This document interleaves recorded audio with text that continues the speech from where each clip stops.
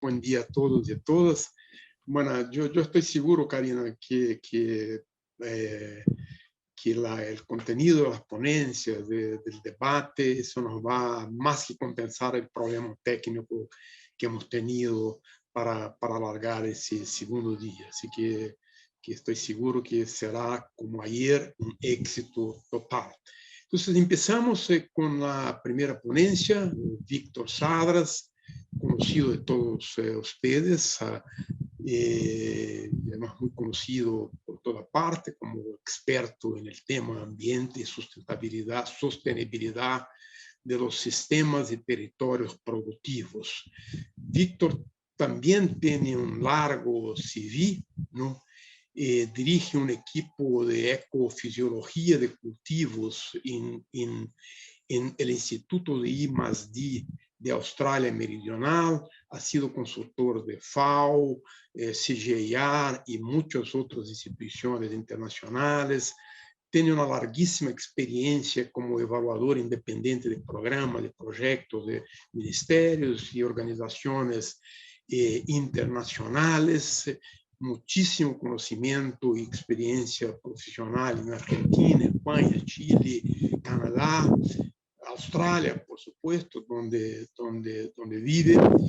Es coeditor en jefe de Field Crop Research y editor asociado de Irrigation Science, European Journal of Agronomy, Crop and Pasture Science. Ha publicado, como los colegas de ayer, solo 241 artículos que arrojaron 15.550 citas hasta algunos meses atrás. Seguro que no está updated, ¿no, Víctor? El número de citas. Así que le pasamos a Víctor la palabra con 30 minutos para su ponencia y luego tiempo para los debates. Les pido a todos que sigan participando, enviando las preguntas por chat. Así podemos tener un debate muy intenso sobre ese tema y aprovechar bastante la presencia de Víctor acá con nosotros. Muchas gracias y empecemos. Contigo la palabra, Víctor. Muchas gracias por la introducción, Antonio.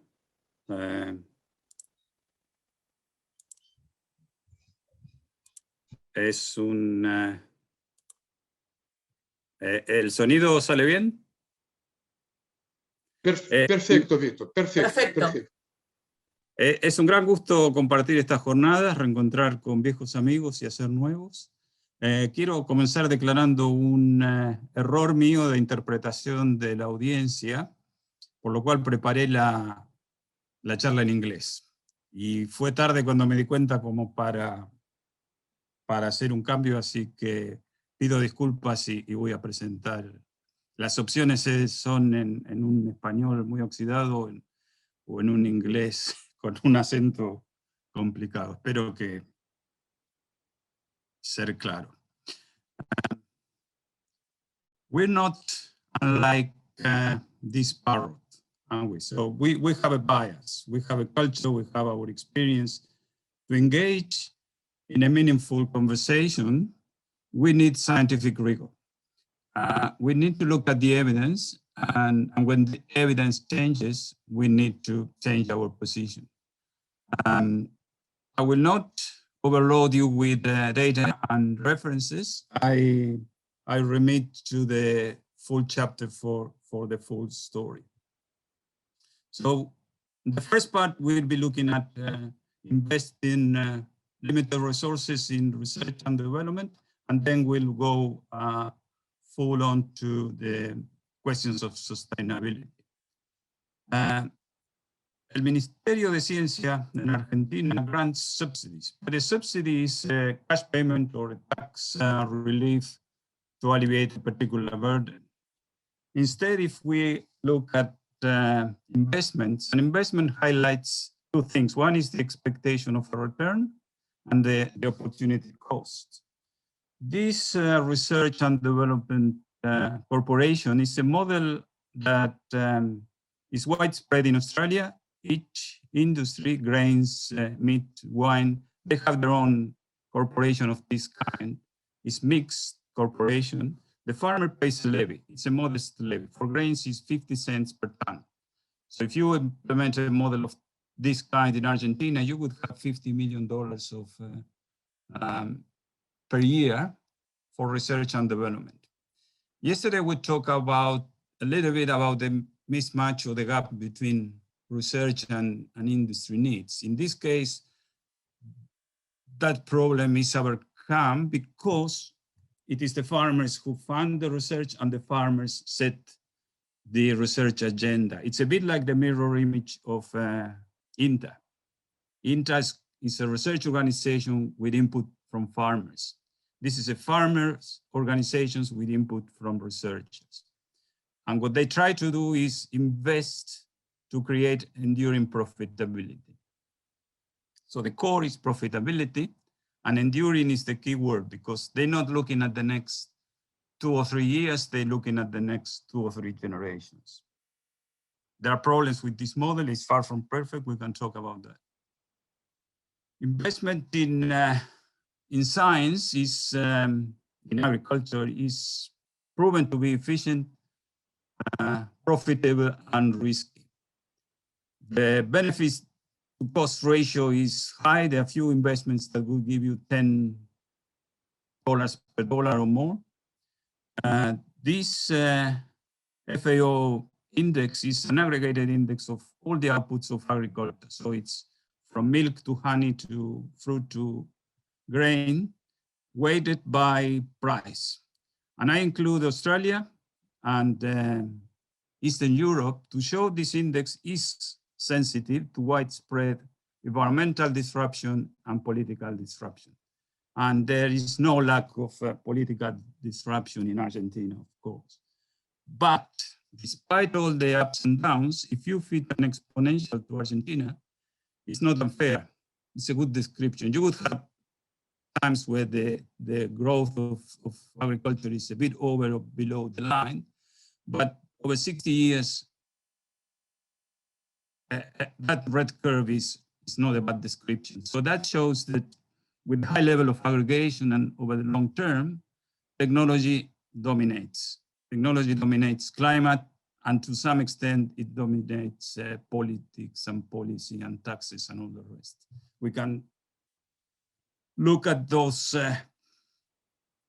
some periods more closely, and you would find this influence of climate and everything else. But the bottom line and the main conclusion I draw from here is that you have two ingredients. One is a scientific community that's effective, and two, you have farmers who are innovators. Those are big assets. There is, sometimes we look at the problems of agriculture and one of the reactions is, well, we're not doing well, agriculture is not working, we need to start again. I don't share that view because there is this dance, there are problems and then we have solutions and then the next problem. An example that's foreign to many of us, but it's an illustration that it happens everywhere. So this is Northeast India, where they have a wheat rice system with strong pressure on the water resources. So that's the first problem. So the government decided to regulate the sowing of rice to move the crop into the rainy season, and they notice an alleviation on the pressure on water resources. But then that's a problem too. They leave a narrow window to harvest the rice and to manage the stubble. So what farmers been doing is to burn the stubble, 23 million tons of stubble that's burnt, and that creates a huge environmental and health issue in Delhi, which is one of the most polluted cities in the world.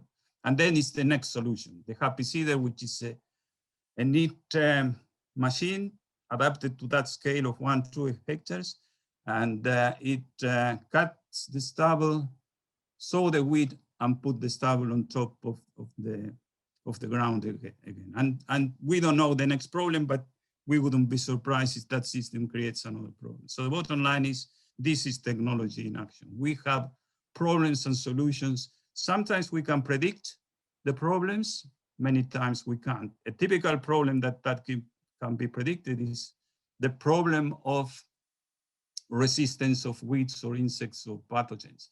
Whatever technology we use that affects the fitness of those organisms is bound to create resistance. It's not just chemical treatment, anything, including genetics and rotation. Technology is about combining elements that are already there. From A to B, we have a technological advance. It's a combination, a new combination. C shows a line, that curve in C separates two states of a system, of autocatalytic systems. So the economy is autocatalytic, technology is autocatalytic, and so it is the biosphere. So when you have more resources and more rules to combine, you can move from the subcritical stage to the supracritical.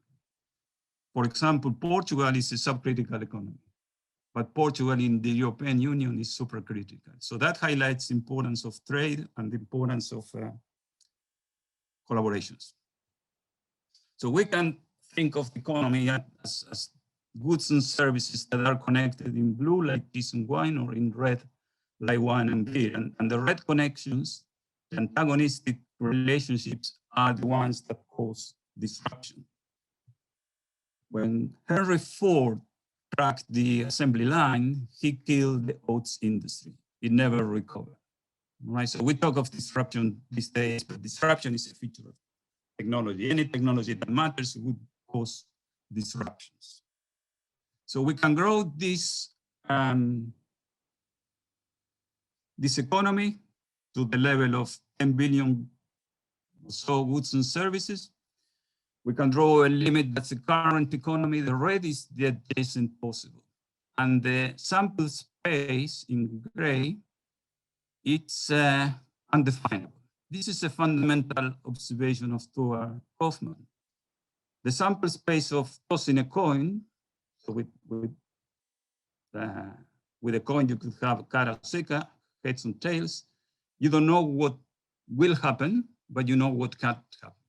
But with the economy, with technology, with the biosphere, we don't know what can happen.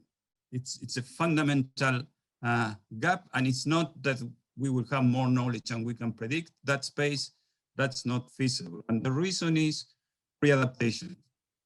Readaptations that Kauffman calls Darwinian by analogy with the biosphere. So the screwdriver is a beautiful piece of technology. It's got a design and an objective, but you can use the screwdriver to open tins and to crack nuts. If you play this game around with your friends and try to list the applications of the screwdriver, what you would find is that the list is endless. And because that list is endless, we have an unpredictable sample space for technology. And that takes us to the core problem of how to invest in agriculture, research and development. So we cannot predict the discovery of the unknown. We cannot tell scientists, okay, we need to increase yield 10% in the next 5-7 years. Science doesn't work like that. But we're not working in astrophysics, we're working in agriculture, so we cannot afford expensive distractions. We have problems here and now for the next 10, 20 years. So we cannot afford, for example, investing in transforming wheat to fixed nitrogen. That's an expensive distraction. All right, so that's the tension that the manager, that the decision maker has to solve. It's front and center. Julian Alston presents the same tension in a more elaborated way. So it makes a lot of sense if we are talking about allocation of resources to science that we use a scientific method. And the scientific method is economic techniques to determine before ex ante the likelihood of a certain return. But it's great that Julian, he's an economist and say, yeah, let's use these tools, but do not suffocate the scientists in the process. We need to protect the scientists. So that's the tension that's at the core of investing in research and development. let's use the best tools available to rank our priorities, to determine where we're more likely to have an impact, but leave a headspace for creativity and serendipity of the scientific community. Diego Rotilli is a young student at the University of Buenos Aires. I recommend to look at his thesis. He looked at science in Argentina from different angles. He looked at the 4 main crops. This is maize, and he mapped the research output for a decade or more. So that's what scientists are producing for maize. So you can see the size of boxes indicates the intensity of research. So soil, grain yield, and so forth. And the pie chart is industry needs. Okay, so did a good survey of what the agronomists and farmers are asking. And it's not quantitative, but you could see how much interest there is in weed control and how little research there is in weed control. So we can identify gaps that would help us in the allocation of resources and to get a better match between research and industry needs. He's done this, another very interesting analysis. He compared the share of scientific output, number of papers. He goes further and analyzes the papers for quality as well, but this is just number of papers and the share of grain production. And let's look at soybean. The red is Argentina. Argentina produces 18% of soybean worldwide and only 3% of the scientific output. So Argentina is a free rider. So, and that's a clear gap that could be addressed. Brazil in blue is close to 1-to-1, it's balanced. It contributes as much to science as it contributes to grain production. And the green is China. China is a net benefactor. So they are contributing more to the science than they do to production. I thought this is a very neat analysis, and it's an indication of where we would need to reinforce our investments or where we are over-investing. And ex post, all right? So the heartbeat is to analyze before the investment, but you could look backwards and say, we've been investing over 20 years in biotechnology for biotic stress tolerance and abiotic stress tolerance, a lot more in drought and salinity and so forth. Looking at papers, B shows patents, it's close to 1-to-1. And when we look at C as a product, see in the market for one or the other, it's clearly, the message is clear. Biotechnology has been extremely successful in improving adaptation to abiotic stress, crop protection, but it's failed in drought and salinity and so forth. So we could ask, do we insist, do we keep pouring money in biotechnology to improve drought adaptation? Sustainability. There are many papers and reports that try to list the challenges for agriculture. I choose this by Tony Fisher and David Connor for a couple of reasons. They look at the global challenges, the regional challenges are different, and they look at the next 30 years. You need that sort of a defined time frame because the challenges in the next 30 years or the next 50 years are going to be different. And they set a hierarchy. And we can agree or not with this hierarchy, but that's what we need. We need to reach an agreement of some order of importance. They say 1 food supply is more important than 5 biodiversity. Biodiversity is still important, it's top five items, but if there are trade-offs or if we want to allocate resources, we need a hierarchy. So different parrots will get different lists. What this shows, and I think sometimes is overlooked, is the trade-off between 1 and 2. So we need, on the one hand, food that's affordable. There is 800 million people, we know not enough food, many in Latin America. But 2, you need farmers that make a profit. Why would a farmer invest in farming technology if she can make more money in the market share? So number 2 is very important, and the trade-off between 1 and 2 is critical. This is a constraint that sometimes I think it's overlooked. I wrote a little bit of a paper with Ford Denison. For the first time in the history of humankind, there are more people in cities than in the countryside. That's the journey of Rocco and his brothers from southern Italy to Milan. There are fewer people thinking agriculture, and we ask whether we will hit the bottleneck at some stage, lacking critical mass.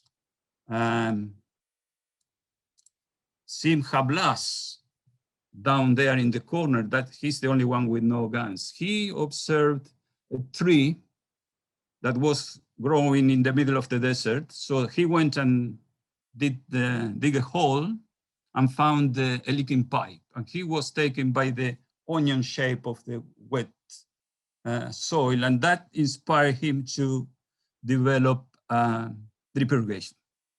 That's one of the most significant technological development over the last 150 years or so. He transformed the deserts of Israel in green productive areas, and from there to the world.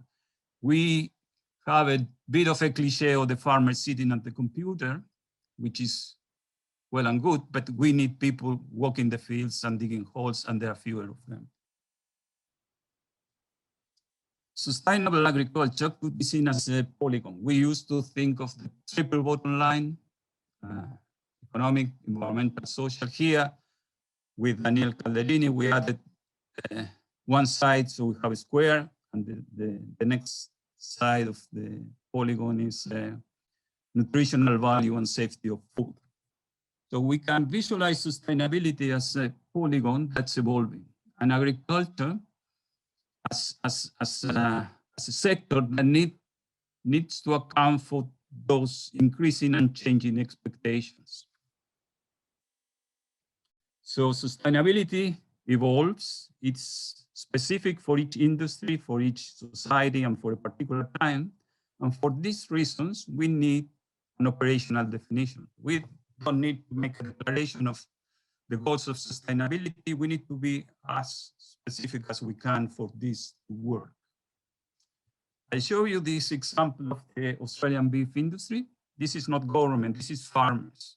So farmers are listening to society. They know they need a license to produce, and they say, okay, what people are telling us, they are concerned with animal welfare.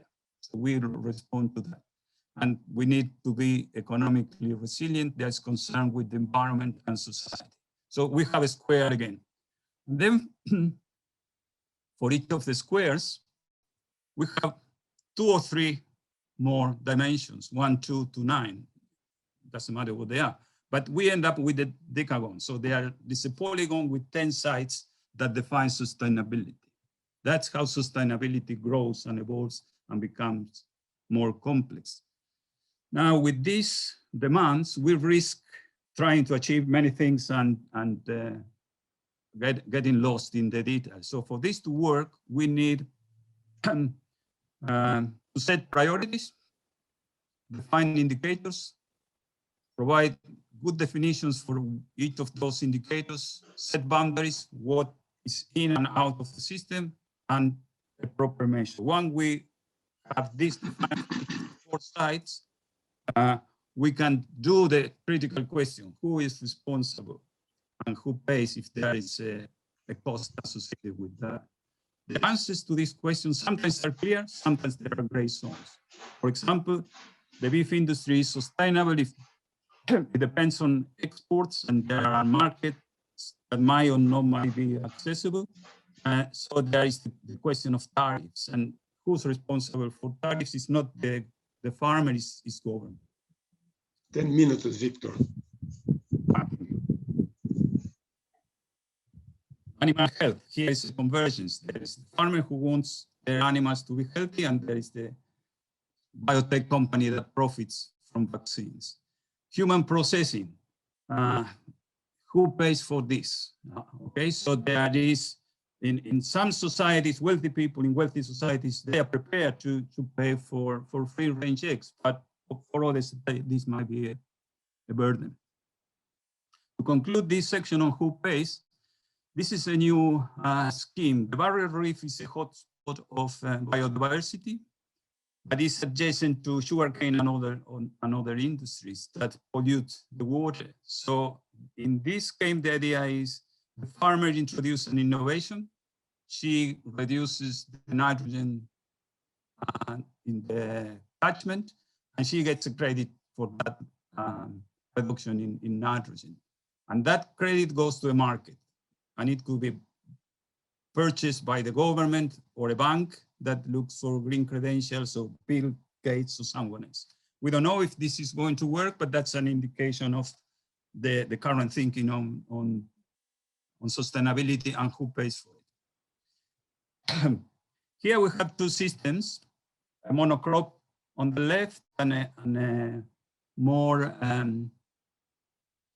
diverse system on the right. The system on the right is superior in all dimensions. So if you show this to a farmer, anyone would choose the system that wins in all dimensions. The farmers are pragmatics. There is no reason not to choose that. But when you look at the evidence behind this, there is no evidence. Okay, so this is a drawing with a political agenda that doesn't help the cause of environmental sustainability. David Connor's been looking at organic agriculture. He looks at the conventional way to analyze the system, and there is a 40% gap if you compare individual crops. But if you compare the system, accounting for the extra nitrogen that you need to bring to the system, the gap is 60%. Okay, so there is pressure to get, in some cases, unrealistic outcomes. And there are funding bodies in this business. So they say, no, we don't want 5% increase in yield. We want yield to be increased by twice, by a factor of 2. And they're pushing for this type of unrealistic solutions. Tillage has been the norm for 10,000 years of agriculture, and it's reversed very recently into a new model of no tillage. It's a little bit like the inversion of what's conventional and what's alternative in animal legend.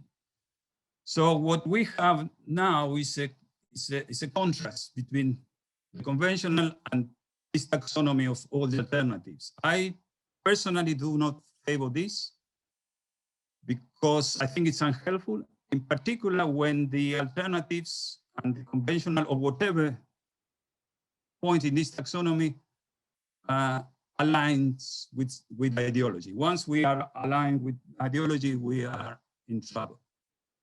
The way around that is this proposition. Farmers are pragmatic. If you accept farmers are pragmatic, then alternative agriculture has either not proved to work or been proved not to work. If it works, it's agriculture.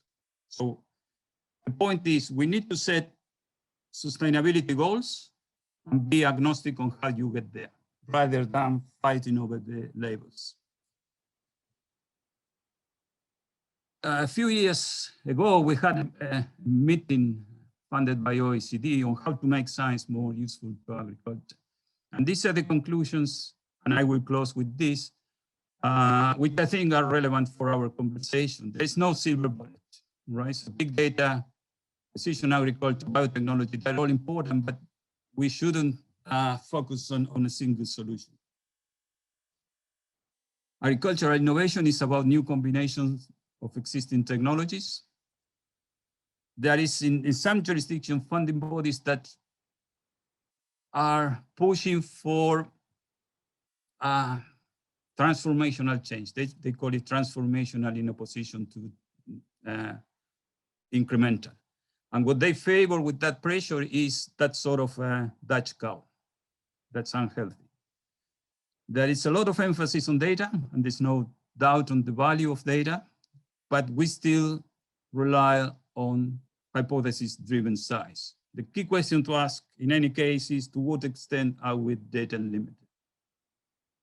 The targets of research and development evolve and will continue evolving. So environmental concerns are likely to remain central, and we're moving into the interface between agriculture and human nutrition and diet. But independently of where we're heading, we need 3 or 4 things. One is more money. There is a trend for reducing funding that needs to be reverted.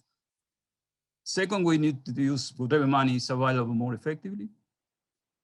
And finally, we need to preserve this high evidence-based standard that's been the basis of successful agriculture over the last decades. And when necessary, we need to be prepared to move out of our intellectual comfort zones. Muchas gracias a INTA y BIT y a los colegas y amigos que han provisto ideas y referencias y materiales.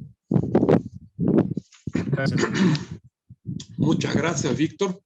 La verdad que cuando ayer nos enviaste la presentación, yo me quedé un poco temeroso por el tiempo, ¿no? Porque la vi tan rica y me imaginaba que eso podía tomar muchísimo tiempo. Así que te agradezco haberla hecha corta, pero riquísima tu presentación. La verdad que hemos tenido acá, como se dice, no sé si en español se dice, pero es 2 y 1, ¿no? Hemos tenido 2 presentaciones, 2 temas muy completos y una sola presentación. Toda la primera parte con el tema de R&D, que es la continuación de ayer, y luego de sustainability.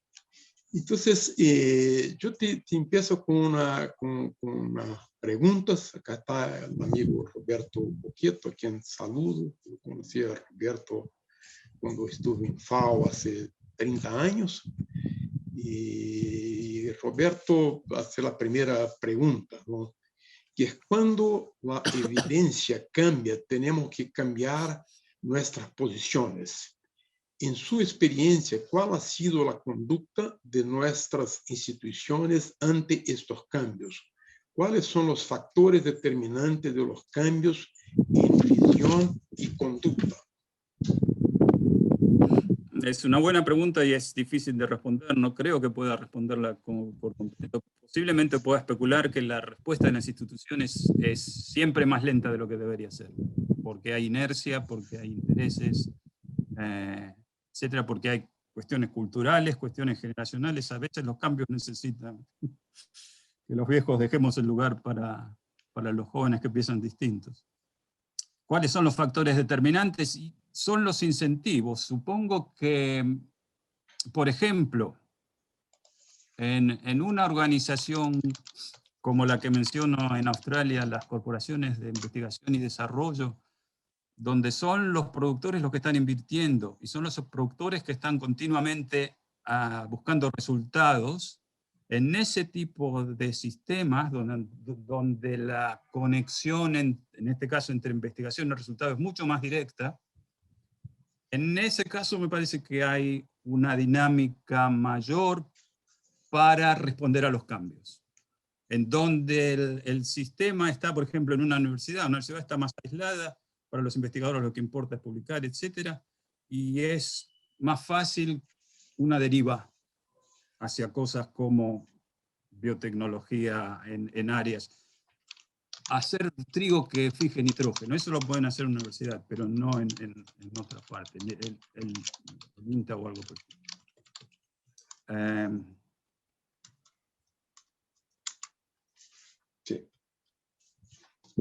Sí. No sé si Roberto, creo que Roberto había preguntado eso. Sí, claro, es una pregunta muy difícil, ¿no? Pero creo que has dado un poco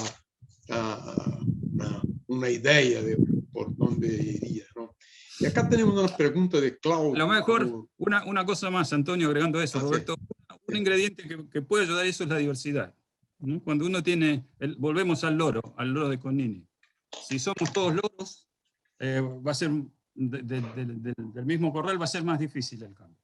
Si tenemos diversidad de toda índole, y estamos abiertos a escuchar las distintas voces, es más posible que responder. Tarde o temprano se responde al cambio de la evidencia, pero el tema es responder a tiempo. Sí. Antonio. Ok. Yo no quiero intervenir personalmente en el debate, pero me ocurre que acá tenemos un problema institucional, es cómo estar abierto a la diversidad. ¿no? Porque lo que vemos son muchos temas, incluso temas de la ciencia, demasiada polarización y dificultades institucionales para estar abierta a la diversidad, que tiene razón, sería más fácil, o sea, ayudaría a enfrentar los problemas, ¿no? Pero lo pasamos a la pregunta de Claudio, y él te comenta: en el modelo australiano, si entendí bien, los agricultores aportan fondos y marcan objetivos de investigación. ¿Cómo participan del seguimiento de los proyectos de evaluación de resultados? ¿Cómo sostienen proyectos de largo plazo que tal vez no están entre las prioridades de los productores?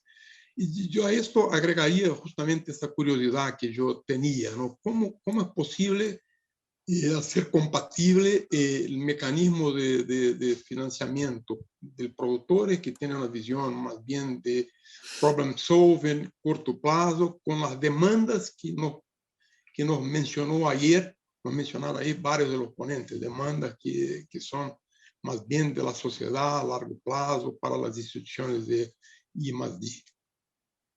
Es una muy buena pregunta, y decía que el modelo australiano resuelve un problema, que es alinear la necesidad del sector con la investigación, pero genera otros. Uno es ese que Claudio hace esa observación. Si este año tenemos un problema serio de roya, es natural que el año que viene haya una inversión en roya, etc. Entonces, el riesgo es oscilar en problemas apremiantes de corto plazo.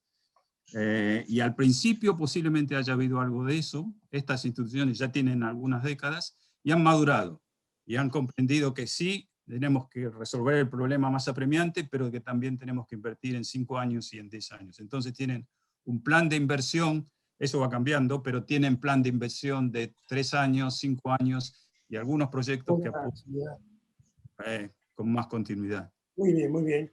Hoy amanecí con 36.4. sin trastorno. Tomás, por favor, si nos cierra el micrófono. Hacia 2 horas. Ya. Tomás, si nos puede cerrar el micrófono. Gracias. Ya lo cerró, sí. Sí. Entonces, Bueno, siguiendo, Claudio, bueno, eso es una cuestión de madurez del sistema. ¿Sí? En algún momento se dan cuenta que sí, esto está apremiando, acá no nos aprieta esa parte para resolverlo, pero el tema ese de la rentabilidad a largo plazo. Piensan en generaciones. ¿Cómo siguen los proyectos? Tienen distintos métodos, pero por ejemplo, si hay un proyecto de biotecnología donde dicen vamos a desarrollar un modelo biotecnológico que eventualmente tiene una aplicación en mejoramiento, el proyecto no se financia a menos que haya un jugador que haya mejoradores, que haya una compañía de mejoramiento. Si el proyecto es de una solución agronómica, no se financia a menos que haya agrónomos. O sea que no está aislado quienes hacen la investigación, sino que tienen que especificar, lo llaman pathway to delivery. Decime cómo vas a llegar de lo que estás proponiendo hacer en tu investigación a un resultado para los productores. Otra cosa que hacen es stop go. Te pueden dar financiamiento por 2 años y dicen, vamos a ver entre 2 años a dónde llegaste, si hay algo promisorio seguimos y si no lo cortamos ahí. Esa capacidad de probar y cortar es importante. Han invertido en largo plazo en un centro de genómica que ha fracasado y lo cerraron.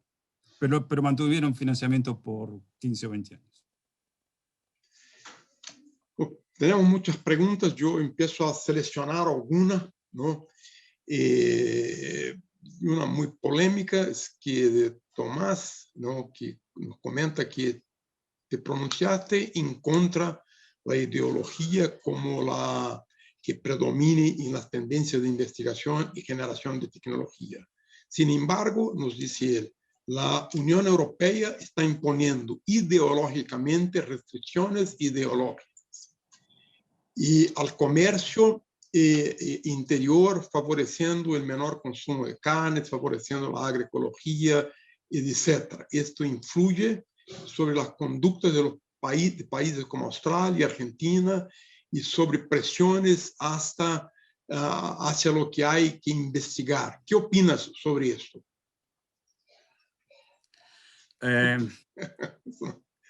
Bueno, una buena Gracias por la provocación, pregunta. una buena provocación. Sí, ¿quién preguntó? Tomás Schittle, ya la verdad que no, sí, no sé, Sí, no sé cómo. Tommy Schlichter. Tu profesor, yo No, creo. me pronunció en contra de la ideología. Lo que quise decir es, estamos discutiendo modelos de producción y hay una propuesta que es la de la agroecología y hay otra propuesta que es lo que sea. Mi punto es, discutamos los modos de producción, discutamos a dónde queremos llegar, porque en cuanto la ideología en cuanto a la agroecología, o no pongamos nombres, en cuanto la propuesta A y la propuesta B se alinean ideológicamente, ahí es mucho más difícil de resolver. En ese sentido, no es que me ponga la ideología, pero decía, volviendo a la discusión, a dónde queremos llegar y ser agnósticos y desprendernos de los cartelitos que son los que al final obstaculizan el progreso, me parece. En cuanto a todo lo demás, sí, eso es una complicación. Sergio, Ese ejemplo que mostré de los dos sistemas de producción, el monocultivo y el otro, es un paper en Science y están bajando línea. Sergio Fiengoy retoma el tema del rol de las instituciones públicas de R&D y comenta y pregunta, ¿no? Puede ser que el sesgo en los targets de biotecnología esté relacionado con el perfil privado de los desarrolladores y la búsqueda de ganancias en el corto plazo. Y en ese contexto, ¿cuál sería el rol que ves a las instituciones públicas de R&D?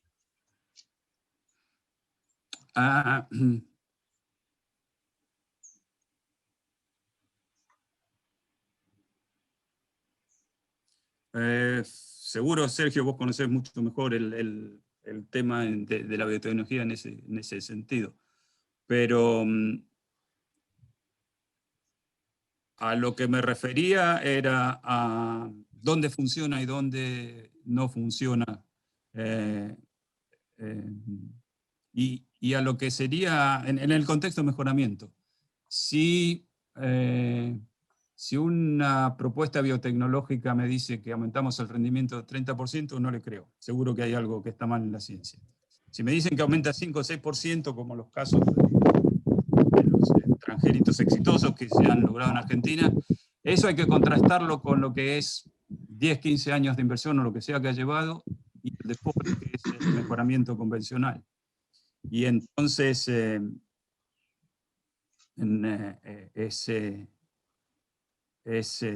claro que incluso, en mi opinión, para las instituciones públicas, esas son las preguntas que debería hacerse. ¿Dónde invierto? ¿Invierto en biotecnología para mejorar una enfermedad importante o para resistencia a sequía?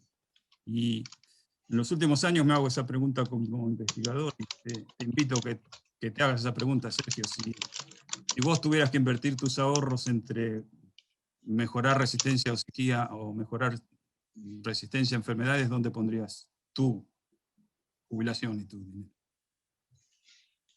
Aquí tenemos varias preguntas que retomo también el tema de las contradicciones entre el financiamiento de productores con una visión más de corto plazo y de largo plazo, ¿no? De Eduardo, de Ariel, ¿no? Preguntan qué pasa cuando la industria tracciona el sistema hacia soluciones de corto plazo, ¿no? También Ariel pregunta cómo manejan el tema, ese tema en un sistema donde las prioridades son solo aportadas por los beneficiarios o existe un espacio de trabajo y definición de prioridades que va más allá de eso. Entonces tenemos muchas preguntas, entonces vamos cortando también, ¿sí? Tenemos bastantes preguntas. En relación a eso,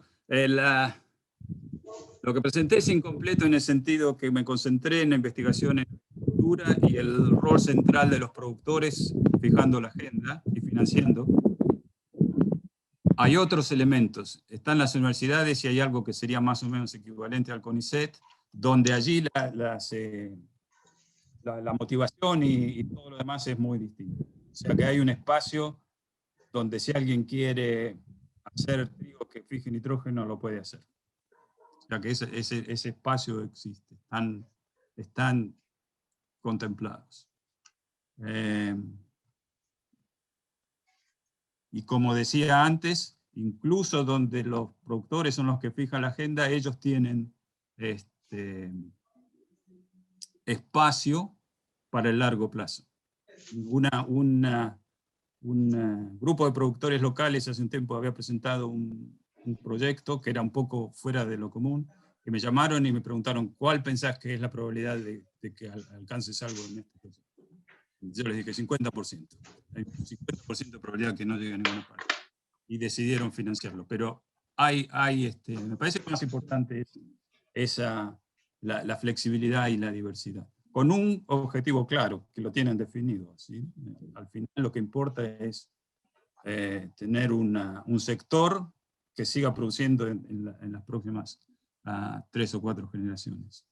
Y disculpen si me perdí un poco con lo específico de las preguntas. ¿Quieren preguntar? No, creo que está bastante bien, Víctor. Yo cambio un poco con una pregunta de José Armando, ¿no? Que mejor también de más cercana de Argentina también, sobre el proceso de sojización en Argentina, según tu visión, responde básicamente a incentivos económicos. Es una pregunta, ¿no?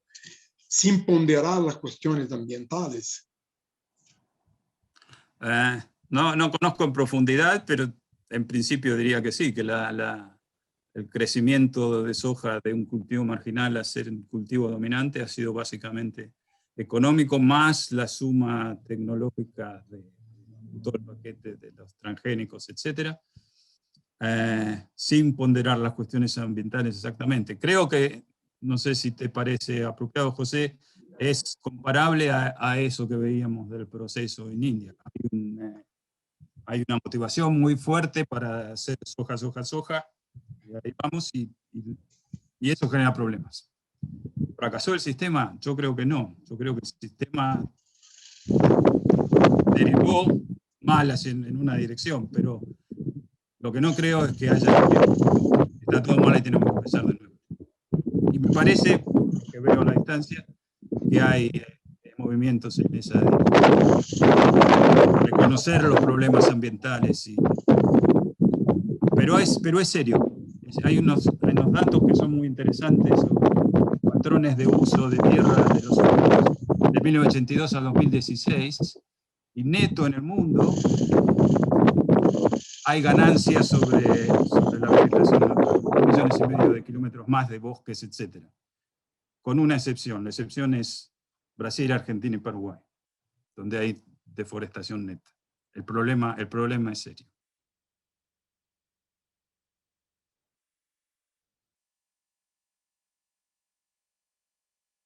Hacemos una última pregunta. Yo tengo varias que después te vamos a enviar, ¿no? Y ahora de Karina, que es una de las que estuvo bastante organizadora del evento, entonces le damos el privilegio, ¿no? Y Karina comenta tu afirmación de que quizás las comunidades rurales menos diversas y más pequeñas pueden reducir la innovación agrícola. Pero la reducción de la población rural se debe, entre otros factores, a la reducción de necesidad de mano de obra no calificada. Y hace comentario que hoy en día las tareas agrícolas se concentran cada vez más en la toma de decisiones, más que en el trabajo del hombre.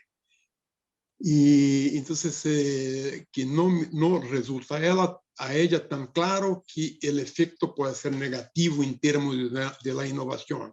¿No cree que tal vez esto, junto con las nuevas tecnologías de la información, podría aumentar las externalidades de las redes sociales para la difusión de conocimiento y las ideas de innovación entre los tomadores de decisión y generar innovaciones a un nivel más alto que en la gran comunidad rural, pero poblada principalmente por trabajadores no calificados? Gracias por la pregunta, Karina. Coincido con una buena parte, incluso la idea de que no estoy proponiendo volver a trabajar con Asada.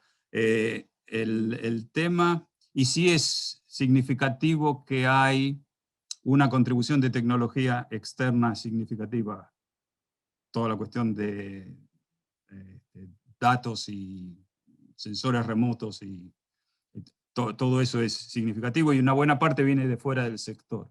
La pregunta que hacemos en ese paper con Ford es en qué medida ese flujo de tecnología desde el sector va a ser suficiente si llegamos a un punto crítico para compensar por la falta de gente y por la falta de diversidad. Hay algunas, es simplemente una cuestión de números. Si hay 10 personas para resolver un problema o 5, vamos a tener posiblemente menos ideas, aunque tengas el apoyo, etcétera, y vamos a tener menos diversidad. El problema de la diversidad es interesante también. Hay algunos casos en Australia, es el mismo proceso que en Argentina y tantos otros lugares, menos establecimientos, más grandes, menos gente, y se ha producido una masculinización. Las que se van del campo son las mujeres a trabajar en la ciudad. Entonces tenés menos gente, más vieja y muchos hombres. En China es distinto, el que sale a trabajar es el hombre, y entonces hay una feminización. Entonces hay una cuestión demográfica que es simplemente menos gente en el campo. Eso es lo que pregunto, si en algún momento puede tornarse esa erosión de cerebros más que de manos, si puede tener una consecuencia. En parte porque son menos, y en parte porque se homogeniza, me parece. En algunos casos por lo menos.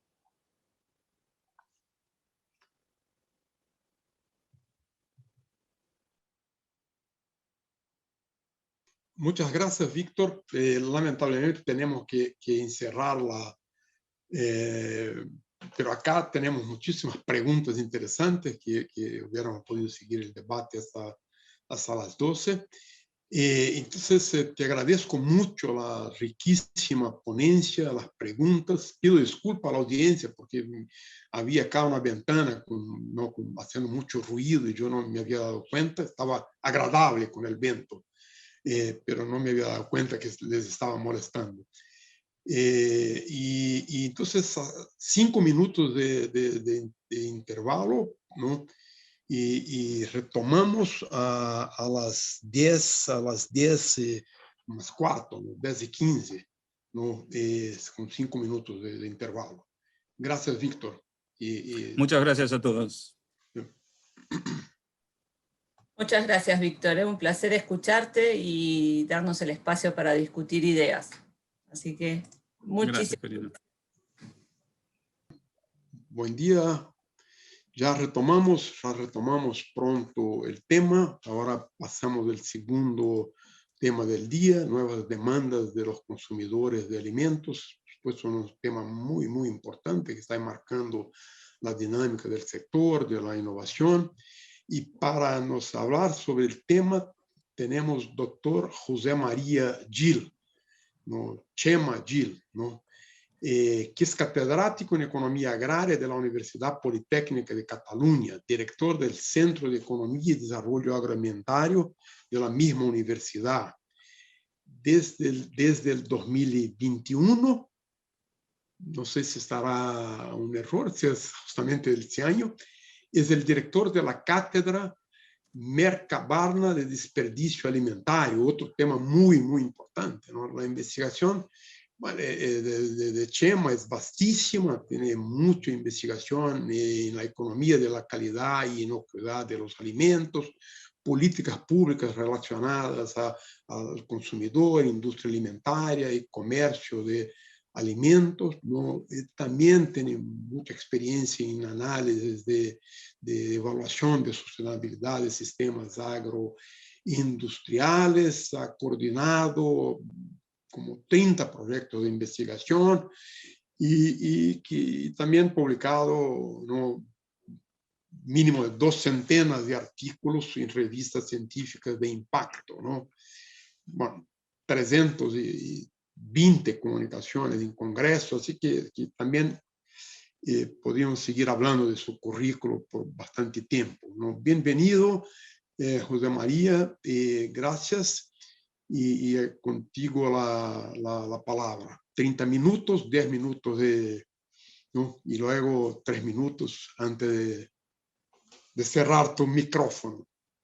Perfecto, muchísimas gracias, Antonio, y muchas gracias al INTA por participar, por invitarme a participar en esta sesión y pensar que puedo contribuir a algo. No sé cómo son las expectativas, esperemos que el final sea también positivo. Voy a tratar de compartir pantalla para ver si todo funciona bien. Vamos a ver, me diréis si... yo acabo de compartir, ¿se ve? Sí, se ve, está tranquilo, se ve. Perfecto. Perfecto. Bueno, pues repito, muchísimas gracias. Con todo lo que has mencionado, Antonio, me da la sensación de que me hago mayor y que ha pasado el tiempo cuando empecé hace unos cuantos años en esto y se van acumulando cuestiones.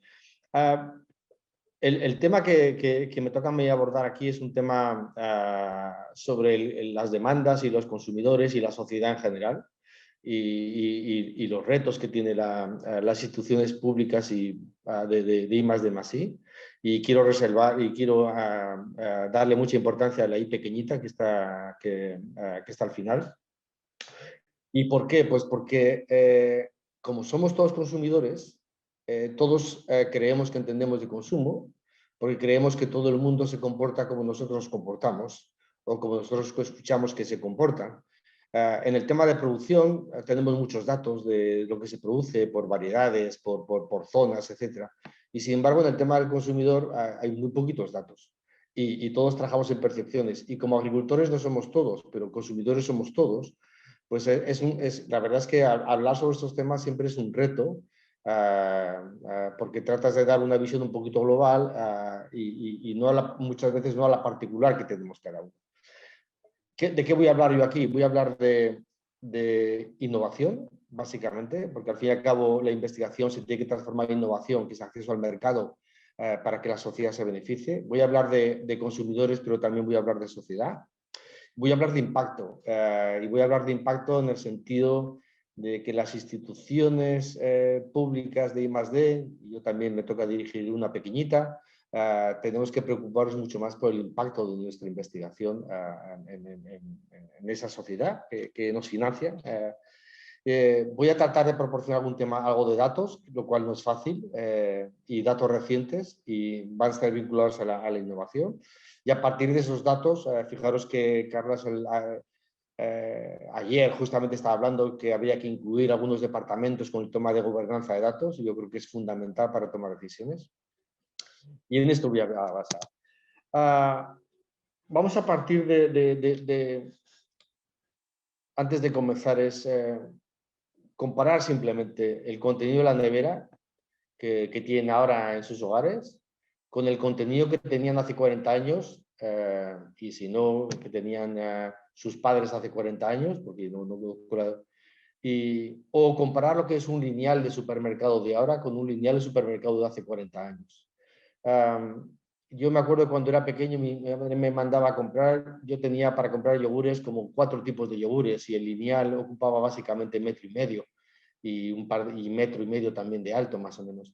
Y hoy tenemos 2 lineales enteros con cantidad de productos que aparecen en yogures, en leche, en snacks, en carne, embutidos, vinos. Es decir, ¿alguien podía prever que la situación de un lineal en un supermercado hace 40 años se iba a convertir en un lineal ahora? Los pequeños supermercados se van a convertir en grandes hipermercados con la cantidad de referencias que tenemos.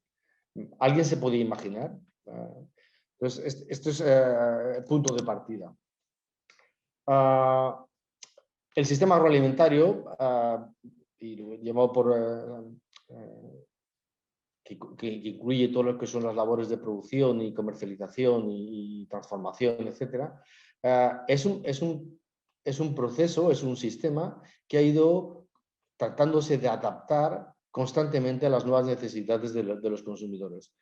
alguien me podrá decir, bueno, esas necesidades son inferidas o son sugeridas, es decir, es el propio consumidor el que determina ahora quiero esto, o es todo el sistema empresarial que genera esas necesidades. Es ambos, es decir, el flujo de información es bidireccional. Por un lado, hay empresas e instituciones que se dedican a tratar de saber qué es lo que la gente quiere, y por otro lado tenemos un sistema de promoción y propaganda para que la gente consume aquellos productos que nosotros estamos analizando. Luego insistiré, pero tenemos el consumidor en los últimos 20 años, 30 años, a pesar de todas las crisis que hemos tenido, ha habido un incremento del nivel de renta importante.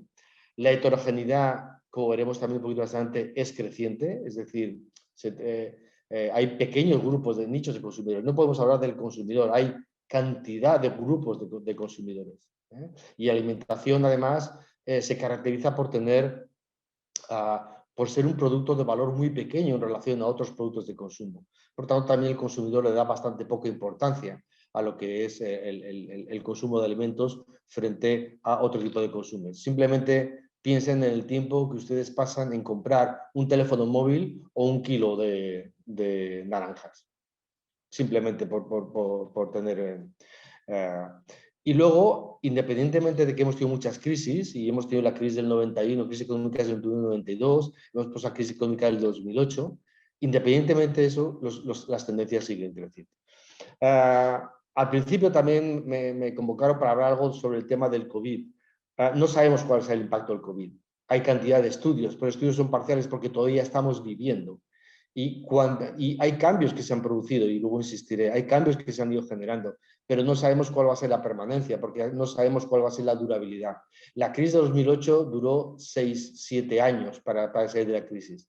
La crisis del COVID puede durar otros 2, 3 o 4 años. Y ya en 2017-2018 estamos recuperando los niveles de consumo antes de la crisis de 2008. Por tanto, no sabemos muy bien el estudio que hay. Hasta ahora todos los estudios que son parciales, y por tanto de una imagen un poquito sesgada sobre la situación actual. Por tanto, es muy difícil saber si estos cambios van a ser, son coyunturales o han nacido para quedarse. El sector agroalimentario, además, satisface la primera necesidad de Maslow, que es la alimentación. Por tanto, es un sector, además, contracíclico. En épocas de crisis siempre se comporta mejor que otros sectores de la economía, y en épocas de bonanza económica se comporta un poquito peor que el resto de los sectores de la economía. Es cierto que en estos últimos años, y también desde la crisis del 2008, estas urgencias del día nos han hecho cambiar un poco de foco sobre todos los procesos de transformación que se estaban llevando a cabo en el sistema agroalimentario.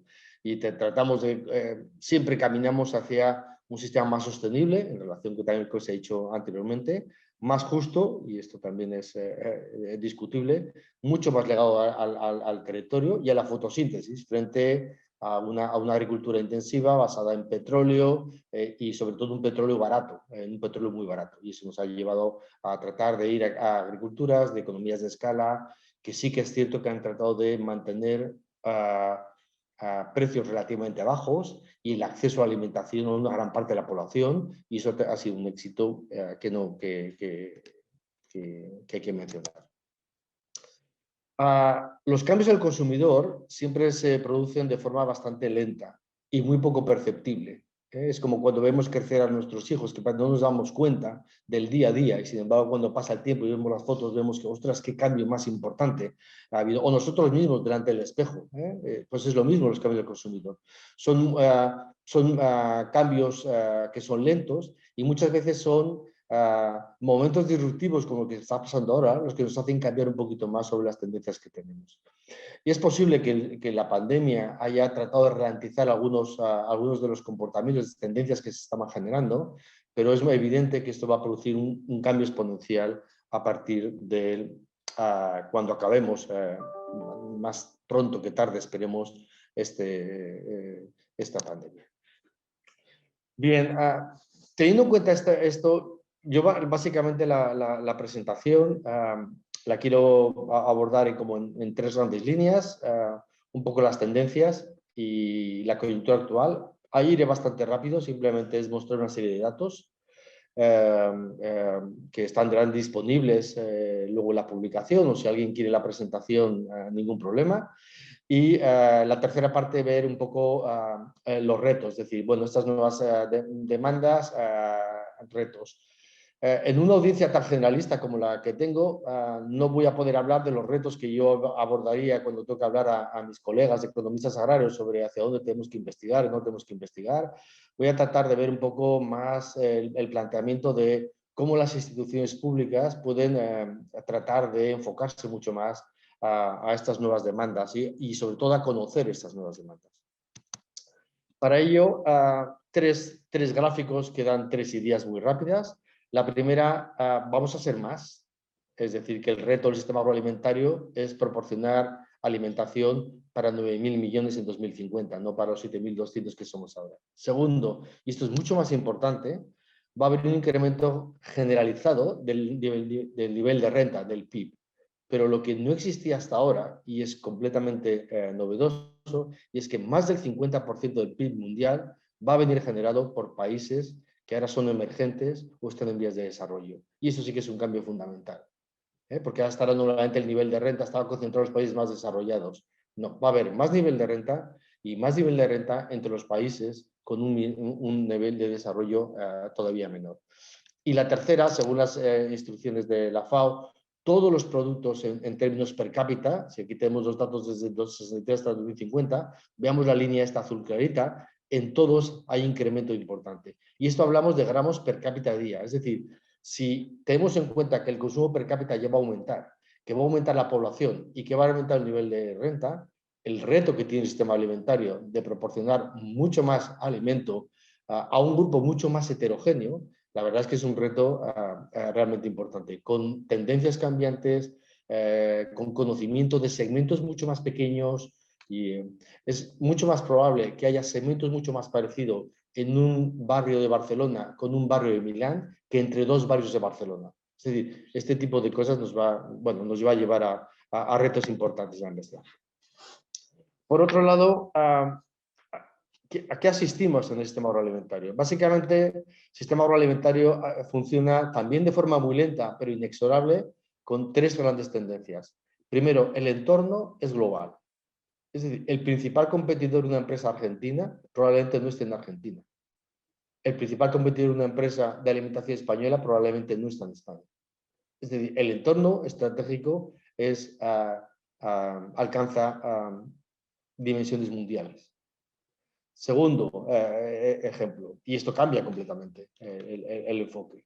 En segundo, y esto no es exclusivo de la alimentación, hay un estrechamiento de la cadena mediante procesos de integración vertical y de concentración horizontal. Entonces, mientras que hace unos años, a finales del siglo XX, el leitmotiv de la empresa es ser mejor que tu competidor, hemos pasado en la primera década del siglo XXI a que el leitmotiv de la es ser mejor que tu proveedor o que tu cliente. Es decir, si yo fabrico pan, ostras, en vez de comprar la harina, ¿por qué no hago yo mismo harina? Y entonces endogenizo el precio del pan, porque además me permite hacer pan. Por tanto, mi competidor ya no va a ser una empresa en paralelo, sino puede ser una empresa que esté flujo arriba o corriente abajo del cadena alimentario. Y segundo, desde 2010 y sobre todo desde la crisis, hay una carrera por el tamaño, ser el más grande. Y esto está pasando en sectores financieros, sectores de transporte y también el sector de alimentación. Y el tercer elemento que tenemos y es un nuevo que en el siglo XXI es el papel creciente del detallista. Es decir, el detallista es el cuello de botella, es el que tiene el poder del mercado, es el que está comprando capacidad productiva al sector industrial a través básicamente de sus propias marcas. Y esto es un entorno que ha crecido de forma muy significativa en 2008 y también con esta crisis. Y el consumidor cambia porque los patrones de consumo cambian y tenemos cambios demográficos, la gente es más mayor, el tamaño de la familia es más pequeño. Entonces hay una gran tendencia a ir hacia productos para gente mayor que está mucho más preocupada por la salud. pero hay que tener en cuenta el efecto cohorte. Es decir, los hábitos que tenemos ahora, yo tengo 50 y tantos, se deben a que tengo 50 y tantos y por tanto tengo una serie, estoy en mi ciclo de vida, pero por otro lado tiene que ver con los hábitos que yo adquirí durante mi 20 años, 25 años cuando voy formando y en el colegio, etc. Y por tanto, los hábitos que tendrán mis hijos cuando tengan 50 años serán muy diferentes a los que tenga yo. Partes serán comunes porque tendrán 50 y tantos años, pero los hábitos que han ido generando serán muy diferentes. Por tanto, no perder la perspectiva del consumidor joven y de hecho muchos proyectos están basados en tratar de hacer test en colegios y con chicos jóvenes y adolescentes. Tenemos una población mucho más preocupada por la salud, pero por otro lado es mucho más cauto, hay cantidad de información y es mucho más cauto, es mucho más selectivo, es mucho menos consumista de lo que parece y fundamentalmente es mucho más sensible al precio y cada vez más, y mucho más sensible al tiempo. Por tanto, el atributo de conveniencia es importante. Y voy a darles 4 cifras simplemente para contextualizar un poquito todo esto. En vez de analizar el consumidor, porque no tenemos datos, vamos a analizar lo que las empresas están ofreciendo en los mercados. Yo utilizo una base de datos que se basa en número de productos nuevos que han salido al mercado en los últimos 10 años. Lo primero que quiero indicar es que, como pueden observar ahí, casi el 50% de los nuevos productos en el mercado se da en Europa, pero América Latina está en tercer lugar, con un 15% por encima de lo que es América del Norte. Por tanto, esto es una idea simplemente de reparto. Pero la siguiente da mucha más información. Solamente en 10 años, solamente analizo 10 años, esta es la línea azul que es la línea del mundo, prácticamente se han multiplicado por 3 el número de productos que salen al mercado. Por 3, en 10 años. ¿Vale? En Europa está un poquito más por encima. En América Latina sigue la misma tendencia, prácticamente en 2,5 veces sobre el número de productos nuevos lanzados al mercado. Y Argentina está un poco más retraída, pero también 2 veces. En 10 años se han multiplicado por 2 el número de productos que salen al mercado. Muchas de estas innovaciones son básicamente incrementales, de estética, pero hay también innovaciones disruptivas. Para darles otra idea, solamente el 1% de los productos que tenemos ahora en el supermercado serán los mismos dentro de 5 años. Y por darles otra idea, solamente hay un 10% de los productos que están en el mercado que tienen éxito, de los productos que se lanzan. Por tanto, es una constante esfuerzo por sacar productos al mercado. Para analizar un poquito tendencias, reviso muy brevemente. Son tendencias que tengo en cuenta adecuado para celíacos, kosher, halal, diabéticos, productos naturales, tendencias de ética y medio ambiente, nuevos envases, bienestar animal, certificaciones ambientales, etc. Bajo en grasas saturadas, colesterol, sodio, posicionamiento, productos premium, productos con ingredientes nuevos, alta gama, temas de conveniencia, fácil para preparar, enriquecido con minerales, calcio, fibra, etc. Funcional, demográfico y voy a darles un poquito también 2 cifras. Fíjense, esta es en qué está investigando, en qué está innovando Europa, en qué está innovando América Latina. Y hay diferencias en los últimos 10 años. En 2 motivos. Primero, porque en América Latina, sobre todo, el claim, el reclamo es adecuado para, mientras que en Europa es el tercero. Pero es que la distancia que existe entre el adecuado para al resto de las innovaciones es muy diferente al que existe en Europa. Por tanto, entonces fijaros que el tema natural en el caso de América Latina está en 5º lugar, el tema de ética está en 3er lugar, mientras que el tema de adecuado, que es muy importante en América Latina, se relega. Digamos que América Latina lleva como 3 o 4 años de desfase con respecto a las innovaciones que son en Europa, no porque seamos muy diferentes, sino porque concentran mayor parte porque es mucho más heterogénea la población. Porque son 300 habitantes con más de 30 países con gustos muy diferentes. La coyuntura actual, el COVID ha cambiado algo, pero tampoco tanto. Y quiero también llamar la atención por 3 ideas importantes. Primero, fíjense que el número de innovaciones que han salido en el año 2020 a nivel mundial son superiores a las que hicieron en el 2019. Es decir, que el COVID no ha tenido impacto. Es verdad que hay una inercia. En Europa es donde se nota más, donde el primer trimestre había muchas más innovaciones que el año pasado, segundo y tercer trimestre menos, y conforme nos empezamos a recuperar un poquito, empieza a haber otra vez. Pero el comportamiento es muy diferente a América Latina. En América Latina, consistentemente, hay más innovaciones ahora que existían en el año 2019, y Argentina sigue un poco un patrón europeo, en el sentido del primer trimestre mucho mejor, segundo y tercer trimestre prácticamente se ralentiza el proceso de innovación, y en el cuarto trimestre vuelve a ver a salir adelante.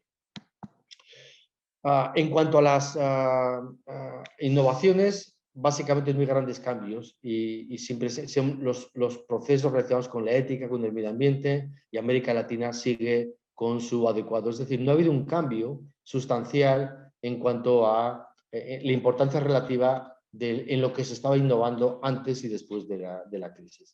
Y esto me permite, para acabar esta primera fase, comparar un poquito cuál era la situación antes y después del COVID. Fíjense que los principales atributos son salud, bienestar, conveniencia y valor. Voy a ir cambiando adelante y atrás. Después del COVID, la salud pasa al primer lugar y el valor pasa al primer lugar. Y la conveniencia, que era todo el tema de apto para microondas, se hace en 2 minutos, en 3 minutos, pasa a un lugar mucho menos importante. Y otro tema muy importante, que es el tema de la sostenibilidad en temas de envases, etcétera, plásticos, etcétera, pasa a ser mucho menos relevante con respecto a temas como la confianza y la seguridad alimentaria. ¿Qué está pasando? ¿Por qué estos casos? Salud, es evidente, tenemos un problema sanitario que se ha transformado en un producto económico, pero es un producto de salud. Por tanto, por otro lado, confinamiento. Por otro lado, han cerrado los restaurantes. Estamos mucho más en casa. Entonces, la gente empieza a cuidarse un poquito más. Al principio con el tema de los envases, porque había un malentendimiento que el COVID podía estar también en los envases y por tanto había que hacer envases diferentes y todos limpiábamos la compra cuando íbamos a casa, etc. Entonces, la salud ha pasado, cosas que no nos preocupamos empiezan. Segundo, consumimos mucho más en casa y no hacemos ejercicio, por tanto, también elementos más saludables, etc. Digamos que volvemos a productos básicos a precio muy competitivo. El valor, el precio. Y eso nos lleva a dos tendencias. Primero, se han incrementado en un 20% la cuota de mercado de las marcas blancas, por un lado. La marca del distribuidor. O sea, queremos... ¿Y por qué? Porque ha habido un incremento de la vulnerabilidad de la sociedad. En España, ayer salía en prensa, ha incrementado en un 60% lo que llamamos las colas del hambre. La gente en las grandes ciudades que acude a centros de beneficencia para comer. Un 60% en un año. Un 60%. La conveniencia cambia también. Porque antes queríamos hacer microondas, 10 minutos, 2 minutos, etc. Ahora no. Lo que nos hemos vuelto es, nos gusta elaborar productos en casa. Sobre todo la primera parte del COVID, cocinamos más. En los supermercados desaparecía la levadura. Todo el mundo se dedicaba a hacer pasteles en casa.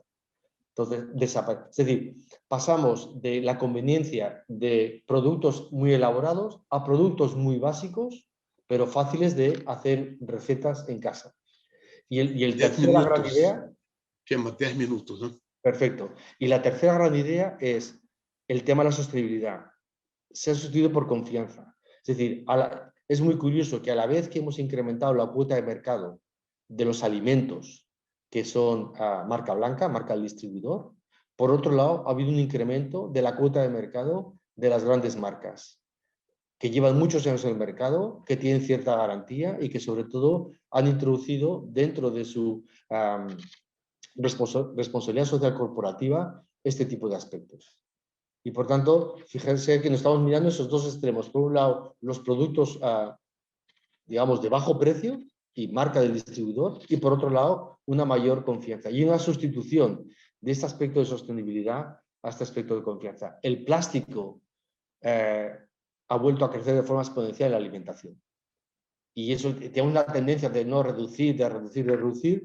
Bueno, con la pandemia el plástico ha pasado a un segundo aspecto frente a otros aspectos como la confianza. Dicho todo esto, bueno, aquí les presento, estos son productos de Argentina lanzados en el año pasado. Simplemente para que tengan un ejemplo de adecuados para, lanzados en el 2020, son veganitos, que son sucedáneos, digamos, de pollo, pero veganos, por ejemplo. O tenemos los productos con menos, el Nesquik para niños, o este bebible, que no solamente no tiene azúcar, sino que tenemos aquí todo lo que no tiene. O sea que tenemos, bueno, no se ve muy bien, por lo menos, pero bueno. Y otros ejemplos que son, muchos han ido hacia cambios de envase, pero a su vez con algún tipo de, bueno, yo esto lo desconozco, imagino que alguno lo habrá visto, estos capilitis de jamón y queso, bueno, cambio, pero también la salteña, producto light, 45 minutos de grasa, nuevo envase, también nuevo envase para el vinagre. Es decir, estos son simplemente unos ejemplos de los 3.000 nuevos productos que se han salido en los mercados argentinos en el último año. Y esto me lleva un poco a hacer una serie de reflexiones, y me pongo desde el punto de vista de centro de investigación. No me pongo desde el punto de vista de científico social o de economista, sino me voy a poner de economista agroalimentario si me pongo, y un poco enlazando con cosas que he visto creo que hemos dado muy poca importancia, hemos dado mucha importancia a la I, a la investigación, hemos dado mucha importancia a la transferencia y hemos dado muy poca importancia a la I pequeña, que es la innovación. Y entonces estos dos primeros puntos que yo quiero recalcar aquí son, primero, que la investigación tiene que estar mucho más orientada a los retos de la sociedad, y la investigación tiene que estar mucho más orientada al impacto en la sociedad. ¿Y a qué me refiero en el impacto? Casi todas las instituciones de investigación nos hemos dedicado a, somos como unos agricultores, digamos, tenemos unos inputs y sacamos un output. Y nos hemos fijado mucho en nuestro output. Y nuestro output son publicaciones científicas, son congresos, son seminarios, son actividades de transferencia, son patentes, y nos hemos quedado ahí. Y no hemos pasado al siguiente paso, es cómo transformamos el output en impacto. Y ese es nuestro déficit. Es decir, cómo transformamos nuestro output, que es científicamente validísimo, a impacto en la sociedad. Voy a poner un ejemplo.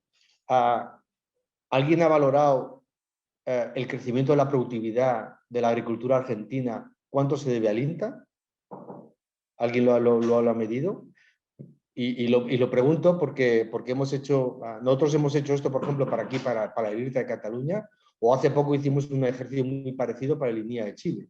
Es decir, tratar de discernir cuál era la participación, la aportación del crecimiento de la productividad de la agricultura chilena o catalana o española por la I+D pública de investigación. O sea, ¿cuál ha sido la contribución de INTA a la reducción de emisiones de efecto invernadero? Es decir, nos tenemos que plantear un poquito en ese aspecto. Y eso ligo un poquito con una cosa que dijo Carlas ayer y que luego hablaré. Y el tema de retos de la sociedad. Es decir, no se trata de hacer unos fertilizantes menos contaminantes, no se trata solamente de tecnología 3D, de impresoras, no, si se trata es de para qué es todo eso. De para qué es todo eso, es decir, qué reto de la sociedad estamos tratando de resolver. Y esas son dos ideas motrices que hace que nos planteemos, y sobre todo, no solamente los institutos públicos, sino los centros públicos que dan financiación a proyectos. Y en esto, digamos que la Unión Europea, con su estrategia de los Horizon Europe y la H2020, ha hecho un cambio importante, sobre todo con el Green Deal y con el Farm to Fork, que no sabemos todavía de qué va a ser, porque eso salió en diciembre de 2019 y no sabemos qué implicaciones va a tener. Simplemente lo que nos han dicho es que en 2050 la Unión Europea tiene que ser climáticamente neutra. Y a ver cómo lo conseguimos, ¿vale? Pero es un reto que nos planteamos. Por tanto, reto e impacto. ¿Qué implicaciones? Sí. Nos vamos acercando al final, 3 minutos o 4 sí. para cerrar. Perfecto. ¿Qué implicaciones tiene eso? La primera es que no podemos trabajar en compartimentos estancos, sino que tenemos que empezar a trabajar con equipos multidisciplinares. Cuando nosotros trabajamos ahora en Europa con el Green Deal, estamos trabajando 15 instituciones, 10 instituciones, agronomistas, tecnólogos, geógrafos, economistas, porque abordamos un reto desde múltiples enfoques. Segundo, y esto ha salido en la conferencia de antes, enfoque holístico. Cualquier medida, cualquier tecnología tiene un impacto positivo y 3 negativos. Y tenemos que ser conscientes de poder ser capaces de analizar esos trade-offs y de establecer prioridades. Establecer prioridades, ¿qué es más prioritario entre una cosa y otra? Y tercero, y esto es una cosa que también empieza a explicarse, un poco ligaba con el tema este de los productores australianos, y es que el enfoque de la investigación tiene que ser multiactor, no paternalista, no decirles no os preocupéis agricultores, yo sé lo que tenéis que producir, no, contar con el productor, con la industria, con el consumidor desde el principio, ¿vale? Y empezamos a hablar de 3 cosas, 3 palabras: co-creación, co-innovación y los living labs, desde el principio, desde la concepción del proyecto. Co-innovación, co-creación, tener en cuenta desde el principio. No significa que hacemos lo que ellos quieren, sino que colaboramos y llegamos a un consenso entre lo que necesitamos a corto plazo y a medio y largo plazo. ¿Cómo deben adaptarse las instituciones? 3 ideas. Cambiando una relación matricial, y esto es muy complicado. Es decir, por un lado tenemos, y esto lo estoy viendo aquí más en Cataluña, tenemos grandes entes que están muy tradicionales con área de producción vegetal, área de producción animal, área de tecnología, son áreas verticales con muchos departamentos dentro. ¿Pero qué liga todo eso? ¿Qué proyectos ligan el comportamiento? Entonces tenemos que definir líneas horizontales, desperdicio alimentario, cambio climático, no sé, que sean capaces de articular departamentos dentro de una propia institución y departamentos con otras instituciones que tienen ventajas competitivas con respecto a lo que tenemos nosotros. Y eso nos va a permitir también avanzar mucho más rápidamente en ese aspecto. Y podemos discutirlo en el debate. Segundo, y esto enlazo con lo que decía Carles ayer, necesitamos un departamento de vigilancia tecnológica, de ver lo que está haciendo, un departamento de vigilancia o inteligencia competitiva o inteligencia de mercados y un departamento de datos que nos permita constantemente verificar cuál es el impacto de lo que hacemos en la sociedad. ¿Para qué está sirviendo lo que estamos haciendo? Medir. Acabamos de desarrollar algunas metodologías para medir con una tipología de 50 proyectos dentro del INTA, establecer una metodología para medir impacto real en la sociedad, basado en datos cuantitativos y en datos cualitativos. Lo hemos hecho ex post, pero la idea es crear una metodología para hacerlo ex ante. ¿Vale? Y retos de sociedad y consumidor, ya os he dicho, en la sociedad, análisis del impacto, el enfoque holístico y la resolución de conflictos, porque no es posible que una tecnología sea buena en todo. Generará costes más altos y eso generará mayor vulnerabilidad, difícil acceso a alimentación de determinados grupos, ambientalmente será perfecto. Es decir, ¿cómo combinamos todo eso? ¿Vale? Y en el consumidor, y esta es mi última parte porque es un poco lo que yo estoy haciendo, no esperamos grandes cambios en metodologías, pero sí que esperamos cambios importantes en la utilización de la economía experimental, es decir, que sean productos más reales. Esto de hacer encuestas se ha acabado, porque o hacemos encuestas a 2.000 o 3.000 personas para reducir el sesgo, o la gente en las encuestas nos va a decir lo que quiere hacer y no lo que hace realmente. Por tanto, igual que en agricultura hay agricultura experimental y necesitamos experimentos, en la parte de la demanda necesitamos también experimentos. Nuevas infraestructuras que no se tienen en cuenta, laboratorios sociales, acceso a nuevas bases de datos, capacidad de realizar investigaciones con más de 1.000 encuestas, todo eso no existe todavía, no hay infraestructura dedicada a eso. Se parece que toda la infraestructura es más tecnológica y también las ciencias sociales y mucha orientación al marketing intelligence, es decir, a tratar de detectar cambios que van a persistir en la... Y bueno, la última era estudios propios, pero yo creo que eso sobre demanda y sobre mercado, yo creo que eso lo voy a dejar mucho más abierto por si hay una pregunta, y con eso yo creo que me he circunscrito a las 30 minutos que tenía pendientes. Muchas gracias. Okay. Gracias, José María, por la charla, muy interesante, y además aporta nuevos elementos, nuevas perspectivas a nuestra reflexión. Entonces acá ya tenemos un montón de preguntas, entonces ya paso a las preguntas.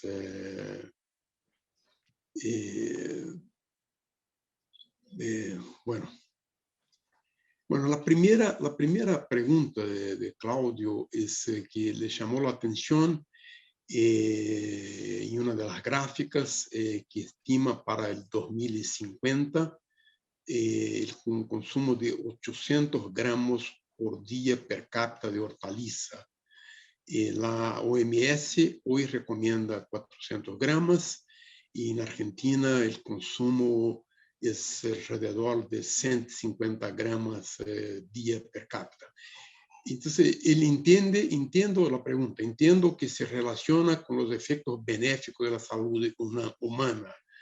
Y la pregunta es acerca de las bases de las predicciones del estudio a 2050 y cómo reacciona el sector español y europeo de hortaliza ante esa predicción. Y además, también tenemos una pregunta, es más una aclaración, que pregunta Daniel Santiago, si las legumbres secas entran en la categoría hortaliza en ese estudio.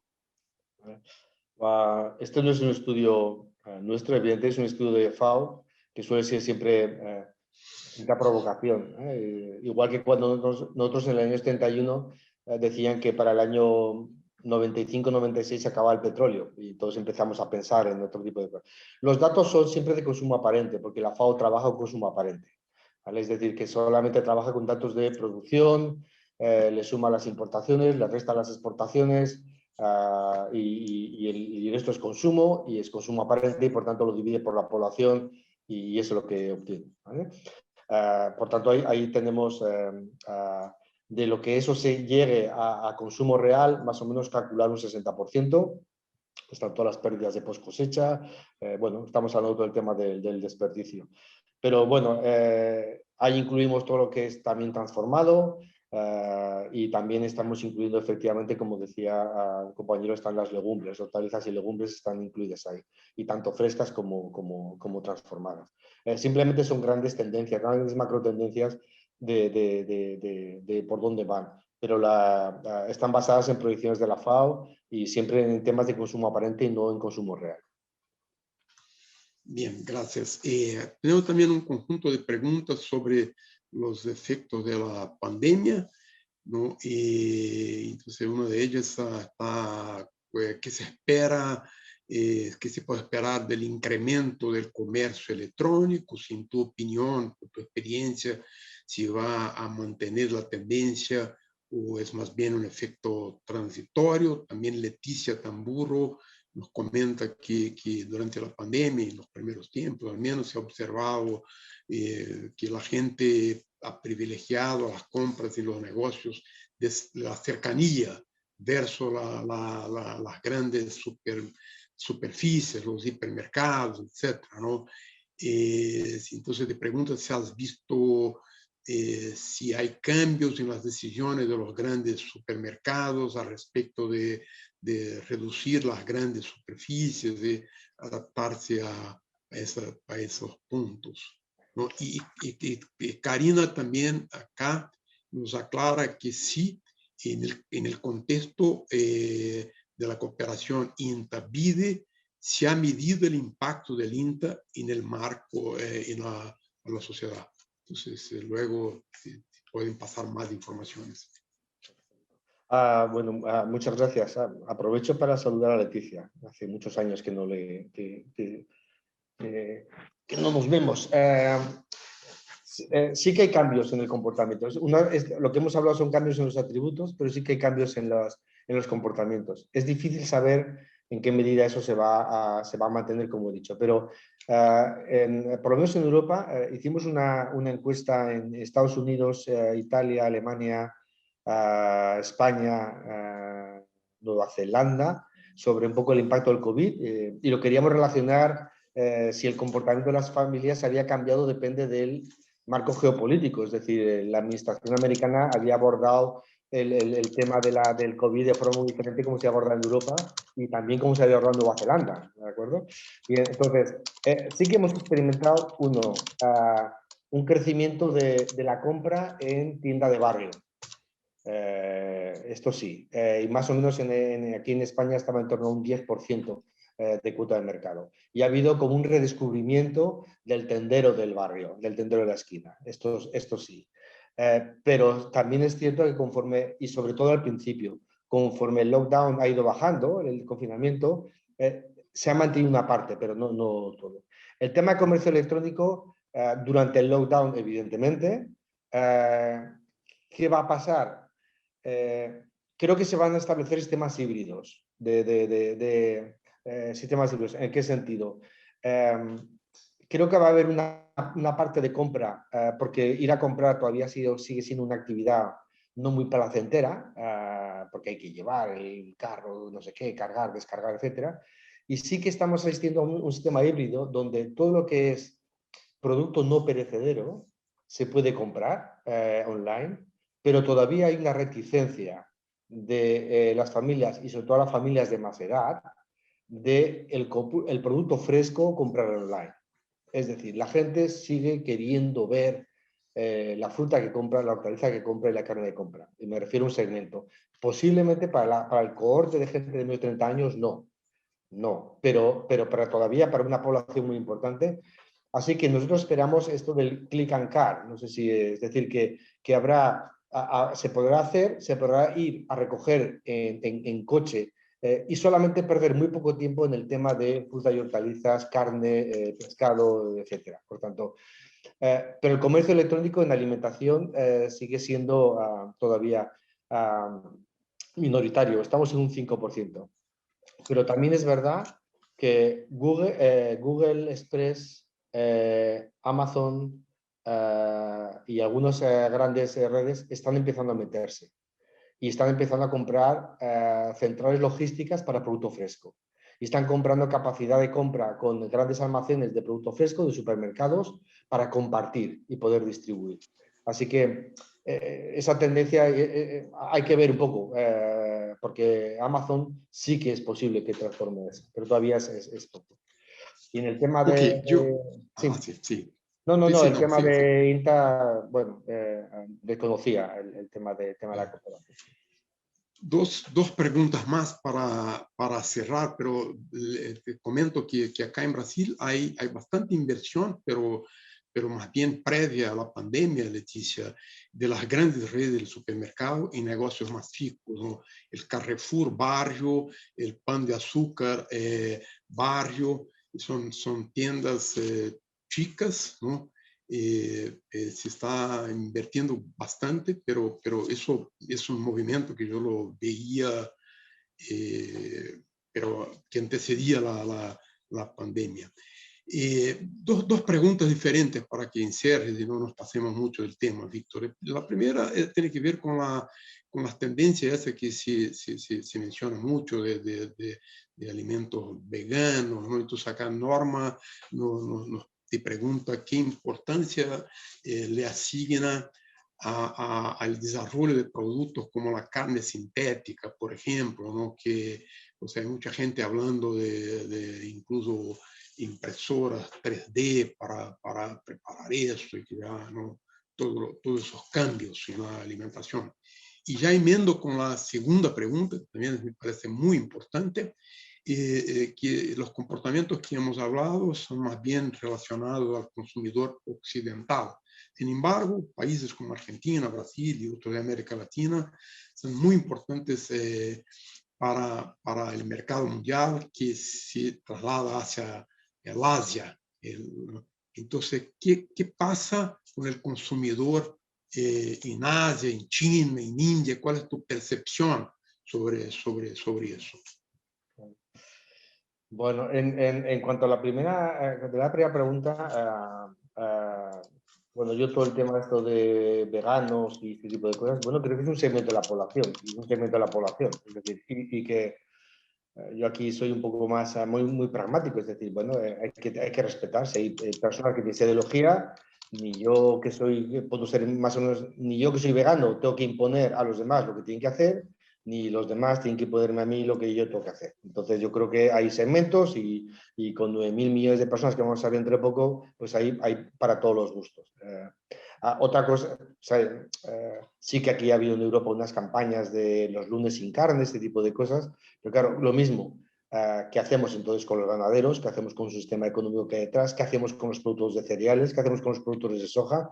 Es decir, bueno, que es muy fácil hablar cosas, pero el problema es mucho más complejo de lo que puede ocurrir. Por tanto, yo imagino que la investigación seguirá con la carne sintética, etcétera. No creo que sustituye, igual que hace 20 años estamos hablando con los transgénicos. Igual, yo creo que la investigación tiene que seguir. ¿Por qué? Porque nosotros tenemos, es decir, lo que no podemos hacer es demonizar o virtualizar sin haber investigado un poco cuáles son los efectos. Por tanto, ahí tenemos un papel como investigador para dar información más o menos transparente con este enfoque holístico de cuáles son los pros y los cons y que la gente tome las decisiones en la forma que quiere. Y cuando hablamos, y la última pregunta, bueno, yo creo que yo he analizado las tendencias de España de los años 60 a las tendencias de España de consumo en los años 2020. Y claro, es un tema de evolución, es decir, nosotros los españoles tenemos que somos un adalid de la dieta mediterránea, mentira. Nosotros somos los segundos consumidores más importantes de carne y nos seguimos caracterizando como dieta mediterránea. ¿Qué quiero decir con esto? Bueno, la visión que tenemos de India y de China es una visión un poco... nosotros vamos a Wuhan o vamos a Pekín, donde tenemos 18 millones de personas, el nivel de acceso de la sociedad a las tecnologías y a los alimentos, tenemos una élite de 300, 400 millones de personas, que es una élite importante, o 100 millones de personas, y los hábitos no son muy diferentes, condicionado, digamos, a sus hábitos culturales, que también es importante. Por tanto, temas culturales. O sea, hay un efecto, digamos, de imitación por incremento de renta y luego hay un efecto de identidad cultural que no... Por tanto, estamos hablando de grandes tendencias que se van a mantener. Es decir, ¿por qué? Porque la agricultura convencional también va a evolucionar a ser menos contaminante, más sostenible. Es decir, esas tendencias se van a ir manteniendo.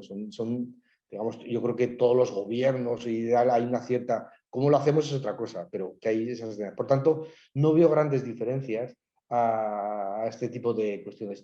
Porque lo mismo he dicho, los productos que están lanzando en Argentina ahora, en algunos países de América Latina, digamos que hay un decalaje de 3, 4 años, no es más, no es más. Y esto no es nada. Esto no es nada. Por tanto, yo anticipo que tendencias que hay ahora, yo creo que son la imagen de lo que va a ocurrir, adaptado, repito, al contexto de cada país, digamos. Muchas gracias, Chema. Lamentablemente ya no tenemos tiempo para seguir acá contestando las varias preguntas que todavía tenemos, pero lo vas a ver. Y seguro que te va a ayudar a incluso la preparación del capítulo para el documento que sigue, ¿no? Agradezco muchísimo, es una palestra, una ponencia muy rica, que complementa lo que estuvimos discutiendo desde ayer y hoy por la mañana. Y así que otra vez 5 minutos de break, de descanso, y lo retomamos a las 11:15, así mantenemos más o menos el horario previsto. A las 11:15 lo retomamos con la última presentación de hoy. Gracias.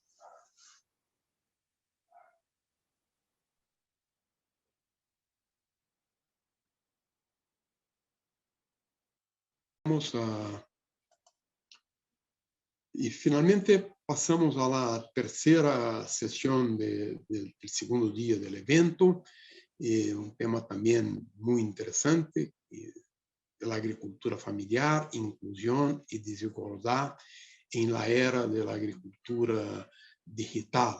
Para nos hablar del tema, tenemos la doctora Veronique Belón Maurel. Veronique es ingeniera agrícola, trabaja en el INRAE, especializada en agricultura digital y evaluación de sostenibilidad. Actualmente es directora del Digit AG, un laboratorio de convergencia digital, un instituto interdisciplinario que reúne 550 miembros de personal dedicado a agricultura digital. Está en Montpellier, Francia. El laboratorio tiene como objetivo desarrollar una agricultura digital responsable, centrándose tanto en cuestiones de mejora de producción como en la inclusión de agricultores en cadenas de valor y territorios. Alberga también una escuela de posgrado y el Observatorio de Usos de la AgTech en la agricultura. Desde el 2020 coordina la Occitanan, un Living Lab construido para impulsar la innovación abierta en AgTech, dedicado a la transición agroecológica y el suministro local de alimentos, con investigadores, agricultores, asesores, cooperativas, etc. Y Veronique es miembro de la Academia Francesa de Tecnología. Entonces, contigo la palabra, Veronique. You have the floor. Sorry, I read your CV in Spanish. So we have the two previous session was in Spanish. So, but Veronique, please, with you the floor. You have 30 minutes. I will give you a 10 minutes alert and then 3 minutes. No worries. Thank you so much. I try to understand a little bit. Can you see my screen? Can you see my screen? Yes, we can see.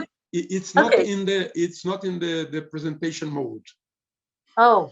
So you have to switch to presentation mode. Yeah. I've done that. It's no longer not good. Well, you have it. It's not. Is that okay? At least I see it in the. Yeah, I understand. Yeah. Okay. Presentation mode. It's here at the bottom. What about that? Bottom, you have it here at the bottom to the right yeah, side. I know, but Yeah. Perfect. Is that better? Perfect. That's good. Thank you so much. Okay, thank you. So it's a pleasure for me to talk about implication of digital agriculture for small and medium farmers. And the introduction was already done, so I skipped directly to the second slide. In the introduction, I would like to develop a little bit more about two words, emergency and emergence. Emergency of developing digital agriculture for family farming, but also I would like to come back to the emergence of what is digital agriculture. And the sentence is important. The digitalization of agriculture had already arrived before the virus. And so far, the pandemic has only emphasized its importance. So everything was on track before, of course, but there is a kind of emphasis.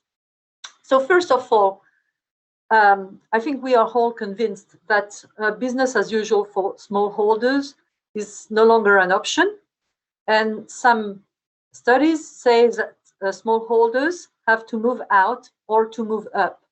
And definitely, we would like to see how digital technologies can help smallholders to move up.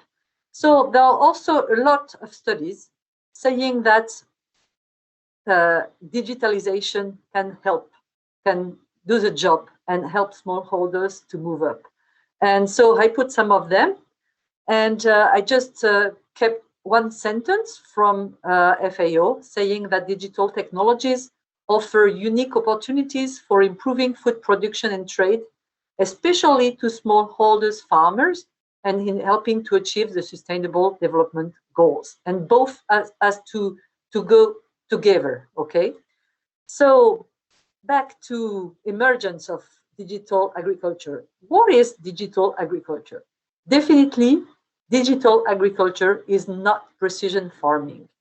Precision farming, precision agriculture, precision livestock farming have the objective of answering the needs of plants, of animals at a very small scale based on this loop, in which you have observation of the symptoms, diagnosis, recommendation, and action. And so precision agriculture is carried out at an intra-plot or intra-herd scale. So it's a precise response to the needs. This is a small time and spatial scale approach, and the complexity is somewhat limited because you process one crop at a time. When we talk about digital agriculture, here is a farm. So it's no longer one plot, it's the whole farm or the whole value chain and the territories. And so the approach is much more an approach like a risk management approach. We have extended time and spatial scales, and the complexity is much higher because you have to deal with interrelationships and with the human factor. And complexity and interrelationships can only be addressed thanks to new levers, and there are 3 technical levers that really make digital agriculture. This is abundant data. Some people talk about big data. Data coming from satellites, connected objects, embedded sensors, high-throughput phenotyping. There are capacities in artificial intelligence and high-performance computing, such as data mining, deep learning, machine learning, and also the connectivity between humans, between objects and human, which is made possible by internet. Is digital agriculture new? Actually, yeah, it's fairly new. We have dated this concept, the emergence of the concept, around 2015. And before 2017, there were very little literature, less than 10 publications a year in which you had digital agriculture, the 2 terms, okay? So in the world, there have been new initiatives. They are new because they are only 3-4 years old. Here, this is in Davis, SIDA is in Cornell University, and Embrapa in Brazil. Agromatics, it's linked to Roehampton University in the UK. In France, you have Digitag and Occitanum. I will let you know more about it. Wageningen in Europe. And then in Australia, there are 2 initiatives, Digiscape and Food Agility. And in Ag-Research, also a new initiative in 2018. And there are also initiatives at the international level. CTA, which is in Wageningen, is, I think, the eldest one. In 2016, CGA-Air set up a platform for big data in agriculture. And last year, FAO started also an international platform for digital food and agriculture. So something fairly new. Everybody agrees about all the opportunities that digitalization can give to agriculture, and in particular to family farming. And I will stress family farming issues in the next slides. So how could digital technologies move up smallholders? We know that there are traditional challenges like lack of human capital, limited access to infrastructures, markets, and technologies, but also emerging challenges that hinder the development of smallholders, like climatic, health, price, and financial risks. And so all strategies that will promote smallholder agriculture as a business can help to move up smallholders. And we think that there are 2 interesting value chains that smallholders should look at. The long international value chains, but also the local food systems. So I will have both in mind when I keep on in my talk. Now, there are 3 big areas that in which levers can emerge to push smallholders up. The first one are all the digital technologies which are related to a better production management. The second family is linked to the technologies which can better include the farmers in the society and the economy. And the third type of digital technologies help the farmers towards a better knowledge and better learning. So I will go through these 3 points. Digital agriculture for better production. As we manage risk, we have to have a kind of augmented farmer, and the farmer is to be augmented with regard to its perception. So if we have sensors that allow the farmer to have an early detection of problems and to anticipate, it's good for smallholder farming. And in that case, it will be interesting to develop easy to use, easy to maintain sensors using, for instance, satellites, smartphones, smart sensors. And here, this is the application of one of my doctoral students. He is measuring the water stress on the vineyard. That's something which is very difficult to measure with the classical tools.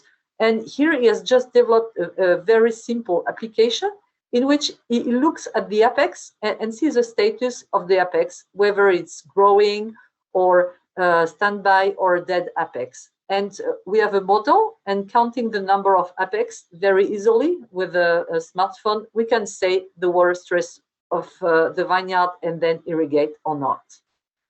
The farmer can be also augmented with regard to his cognition and to be helped in these decisions. So decision aid systems are very demanded, and they can help the farmers either on the tactical choices, like it's done in precision agriculture for irrigation, pesticide application, fertilization, etc., but also for the strategic choices. And this is maybe the point where you can make most money. So if we develop such decision aid system for farmers, for smallholders, family farming, we really have to preserve the farmer autonomy of decision. The third point in which digital technologies can help smallholders is to gain time so that the farmer can reallocate time to more valuable actions, like sale, for instance.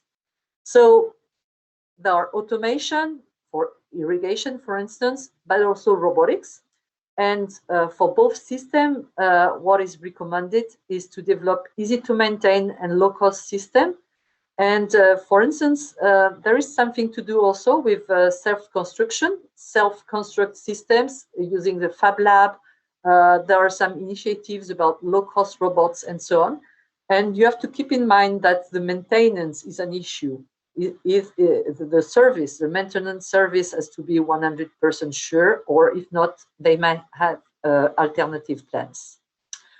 Second interesting point is digital technologies for a better inclusion in the economy and in the society. So if we regard value chains, as I told you, there are two main value chains, two food systems. The first one is local food system. And here, the main lever of digital technologies is what we call disintermediation, short-circuiting, which means putting consumers in contact with the farmers. In global value chain, what is important is traceability and trust. And I think Chema told us about it. So for local food, the platformization, building efficient platforms, it's something which is not that easy, not trivial, and there are a lot of consequences. So you have also to consider planification of production and logistics. And with global value chain, traceability, which may create trust. Everybody heard about blockchains, but blockchains can be a good or a bad thing, okay? And it's very important not only to deliver the consumer a product, but also to deliver information and the product history. So it's more and more valuable, at least in Europe. We have seen that in the formal presentation. But the farmers, thanks to the digital technologies, can be also better embedded in the territories And the territories are places where they will be able to exchange resources, to sell resources. And here, this is an example of an application which is developed in Africa, so that the poor farmers can rent tractors from richer farmers, from neighbors. And so this is also a way to give access the farmers to more infrastructure and more resources. And this has to deal with platformization, of course. And in a second type of involvement of the farmers is data sharing. So here, as I put an example of what is carried out in France, and where the vineyard growers share data about the attacks, the disease, and so on.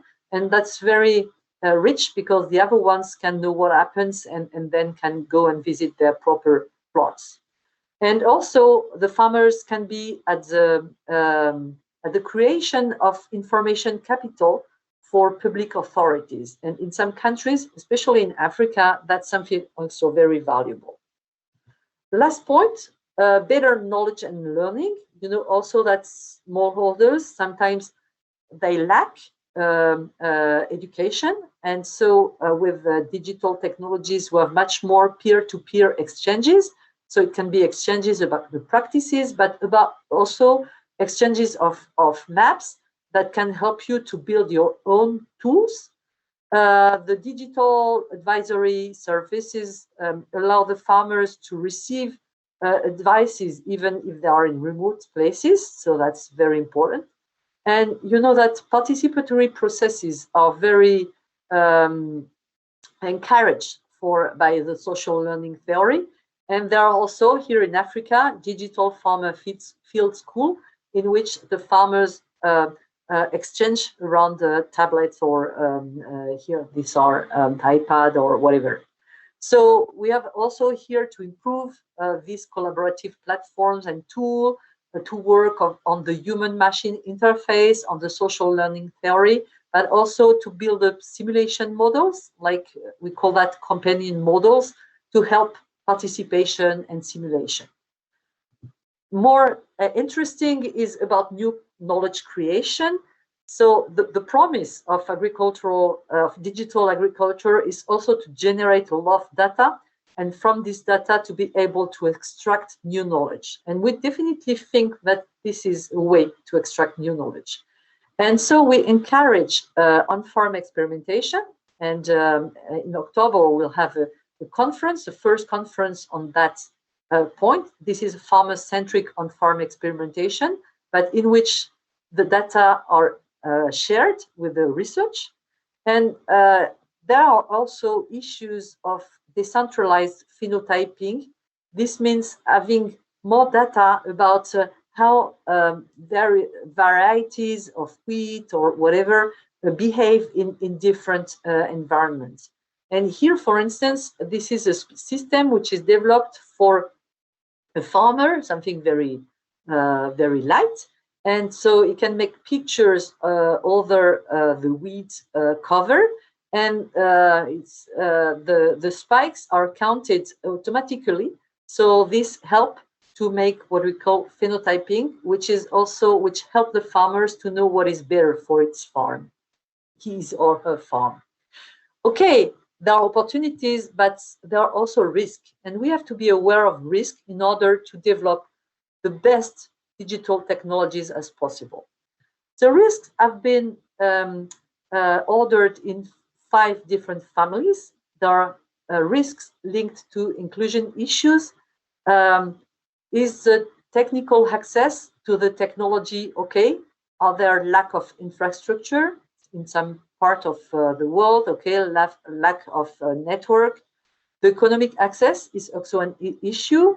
The cost of sensors or of robots can be too high. And there are also cognitive barriers linked to the education. The second point of risk is linked to technical issues.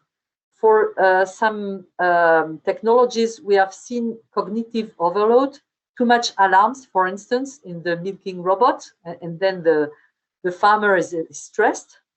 There are issues of maintenance. You have to have a very good maintenance, not to be stuck with your broken robot or a broken system. And there is also a risk of standardization of production if your decision aid system always gives the same advice. Okay, the advices have to be customized for your farm. There are some socio-economic risks. The first one is the loss of autonomy. Who is the decider? Is the farmer the decider, or is the decision aid system the decider? The second point is the risk of reinforcement of power relationship with the suppliers from upstream or the customers from downstream. And the third risk is linked to the monopolization of data. The suppliers of the sensors can also take the data, and there are a lot of a fight around that in the US and also in Europe. There are risks of social upset. The farmer's profession is going to change, and maybe the identity of the farmer, and so we have to take care of that. And also there will be an upset in the advisory organization. And then, although we think, I mean, it's more than we think, we have demonstrated that there is a big environmental benefit using those technology. You have to have in mind that maybe the environmental benefit may be lesser because there are environmental footprints of digital technologies also. And if we limit the use of the digital technologies to reduce the input, this can hamper more radical production system changes like agroecology. Okay, so we have not to be only satisfied by input reduction. We have to ask those technology more. So what are the implications for the management and governance of an agricultural, scientific, and technical institution like INTA? I would stress upon the fact that a continuum is required, and it's based on a tripod system: research, capacity building with higher and continuous education, and innovation. And I will go through these 3 points. First, research. Interdisciplinarity is a must. And after 4 years of running Digitag, we are at the midterm of this project. It's a year project, and we have some feedback, and we turn back about what we have done, and we analyze what we have done, and so I would like to share with you. So this institute, it's a convergence institute. It's basically in Montpellier. We have 2 antennas in Rennes and Toulouse, and convergence means convergence of the disciplines. And we have 3 families of disciplines: engineering and computing sciences, social and economic sciences, and agronomy. And all the research in Digitag has been delegated to PhD students and to postdoctorate students, to master students. Of course, they are supervised, and so the supervisors are very important. And these students work in challenges. So we have a matrix organization with disciplines, and we want to be very good in disciplines, but also with challenges. And you see that those challenges have been organized in the 2 important stakes that we have envisioned and that I showed you. And the interdisciplinarity is carried out in challenges. And we have set up tools to foster interdisciplinarity. The first one is that, so we give money, we give subsidized to higher PhD thesis, postdoc, and so on. And it's obligatory to have a co-supervision from 2 laboratories. And when we go further, we would like to have 2 laboratories from 2 different families of disciplines, which is much more difficult. The second important thing, is that we have set up an executive committee. And this executive committee gives advices to build interdisciplinary team. Okay, so it's very important to have this kind of supervision to help people to know each other. The important point is knowing each other. We have also workshops for encouraging people to meet. And we have an awareness raising program for students. Veronique, 8 minutes. Yes? 8 minutes. No worries. Thank you. Interdisciplinarity is a long and voluntary process. I have to stress about that, and I will come back to that later on. Dealing with continuous education, I would like to stress on the interest of having extension services. We do not have extension services in INRAE. It's something which is not done, okay? And it's ever in the university, it's something which is not popular in France. And so we created one, and we created one in the shape of an industrial chair. It has been created by l'Institut Agro at Supagro. And there are 25 agtech companies that give money to create this chair and to deliver and help for continuous education. Important point, the demonstration farm, where, so the name is Le Mas Numérique, which stands for the Digital Mediterranean Farm. And in that farm, you have a lot of digital technologies, which are here, I mean, they are really functioning, okay? These technologies have been delivered by some of the agtech companies. And so you can show the farmers what is going on and have a real life return feedback from those people. We have also created this observatory of the uses of digital technologies in agriculture. Very important because we know the state of adoption of agtech in France. And we have created a mobile fab lab, the Mobile Lab, which go in the countryside and with which the farmers are educated to what is behind the sensors. And so they see it's not that difficult, and it's very important to them to get used to the technologies. I would like to stress that fluid relationships between practitioners, agtech, and research not only accelerate adoption, but also supply us, researchers, with valuable feedbacks, and this helps us also to guide further research. Last point, innovation. So I told you already about Share Agrotic, which is really related to agtech. And we have created a living lab. The name is Occitanum, and it's to push digital agroecology in Occitanie in France. And here we have also practitioners. So some words on digital. So here is Occitanie, Montpellier, and we have several sectors, okay, agricultural sectors, which are dealt with. So in Occitanum, the digital technologies are mobilized to help adaptation to climate change, to agroecological transition, and to local food supply. And what we do here is that we test the performances of the existing digital technologies with the farmers, but with researchers, just to be 100% sure that the protocol is good. And so we will build references. We have also an open innovation program. It's important to build an innovation ecosystem with practitioner and agtech company. Very important. So as a conclusion, the digital revolution is for us an unescapable wave, also for family farming. So the question is, are we going to drown in this wave, or are we going to surf? So 3 slides to show you which are the research and innovation priorities for digital agriculture, for family farming, and which management priorities we see. Research and innovation priorities for better production. You have to invest on low-cost sensors and on risk management. Low-cost sensors means frugal technologies using Arduino, smart sensors, okay, based on home electronics, but also smart sensors and Sentinel-2 satellites with free images. Risk management deals with creating models and decision aid systems, but with interpretable decision, no black boxes.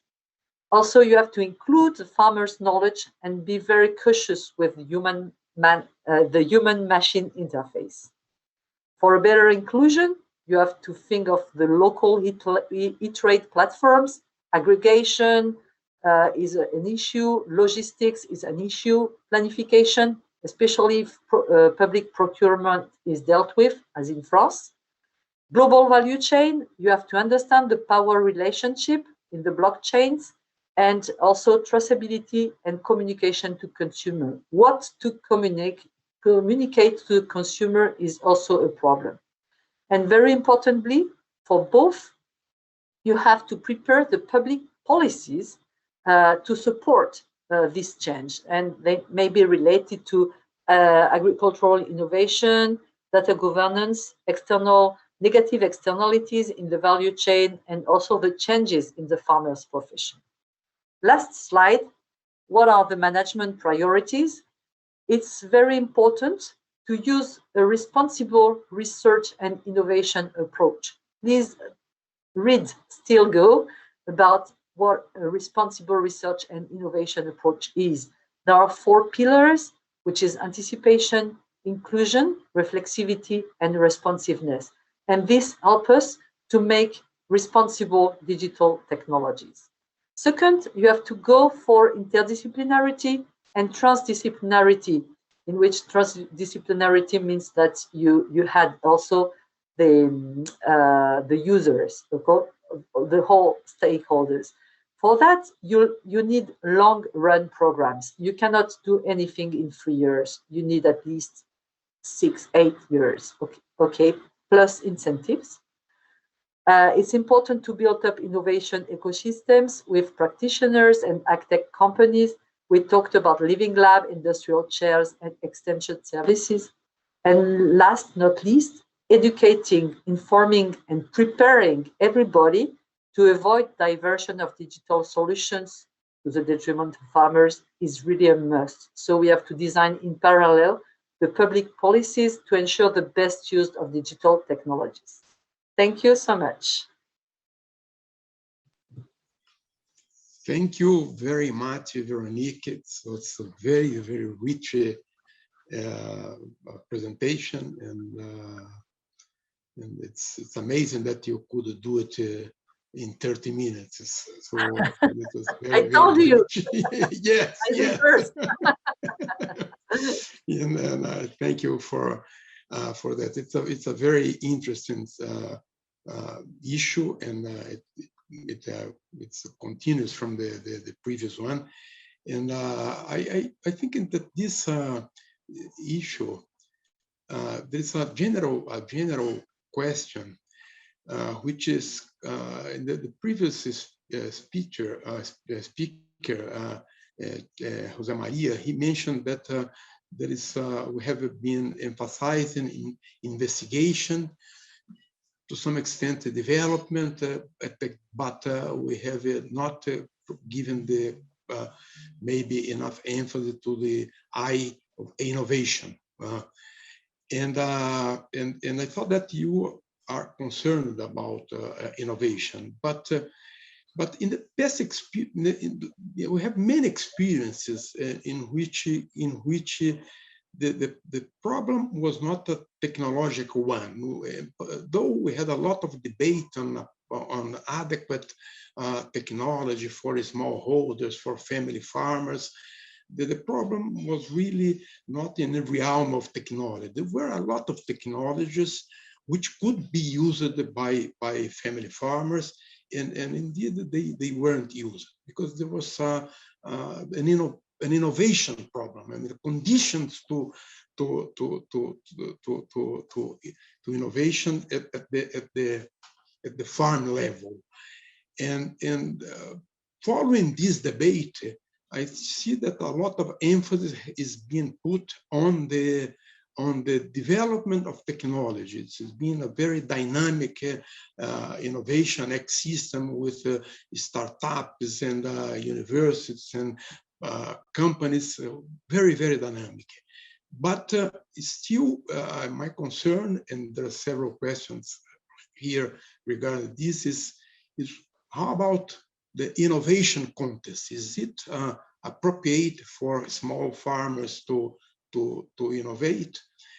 And also I would put this for your consideration, that family farmers in Europe, in France, in Europe in general, are radically different from family farmers in Latin America and even in Argentina, which is a more developed country in comparison with neighboring countries. So this means that that the innovation context is probably a lot of different as well. I would like to start with your considerations regarding this broader question.